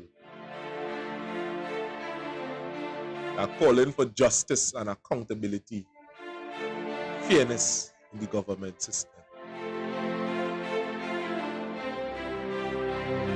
So to you, the members of the public, join in this massive demonstration for your rights tomorrow.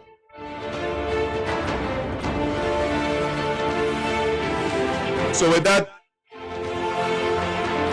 I am out of here. And when you do not punish evil in a society, you have people getting on within a certain way. Like Colm Imbert and his good friend, Socioeconomic. Good day. Commend to all of you outside there, and thanks for tuning in and listening. Goodbye.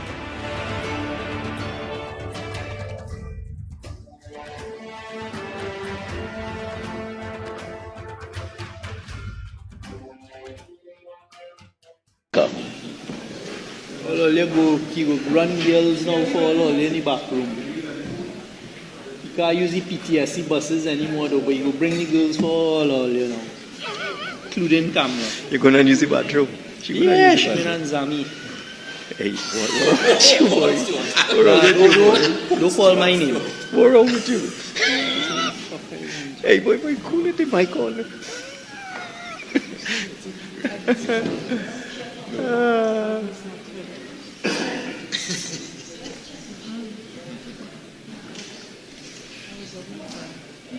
Did you contact the boss?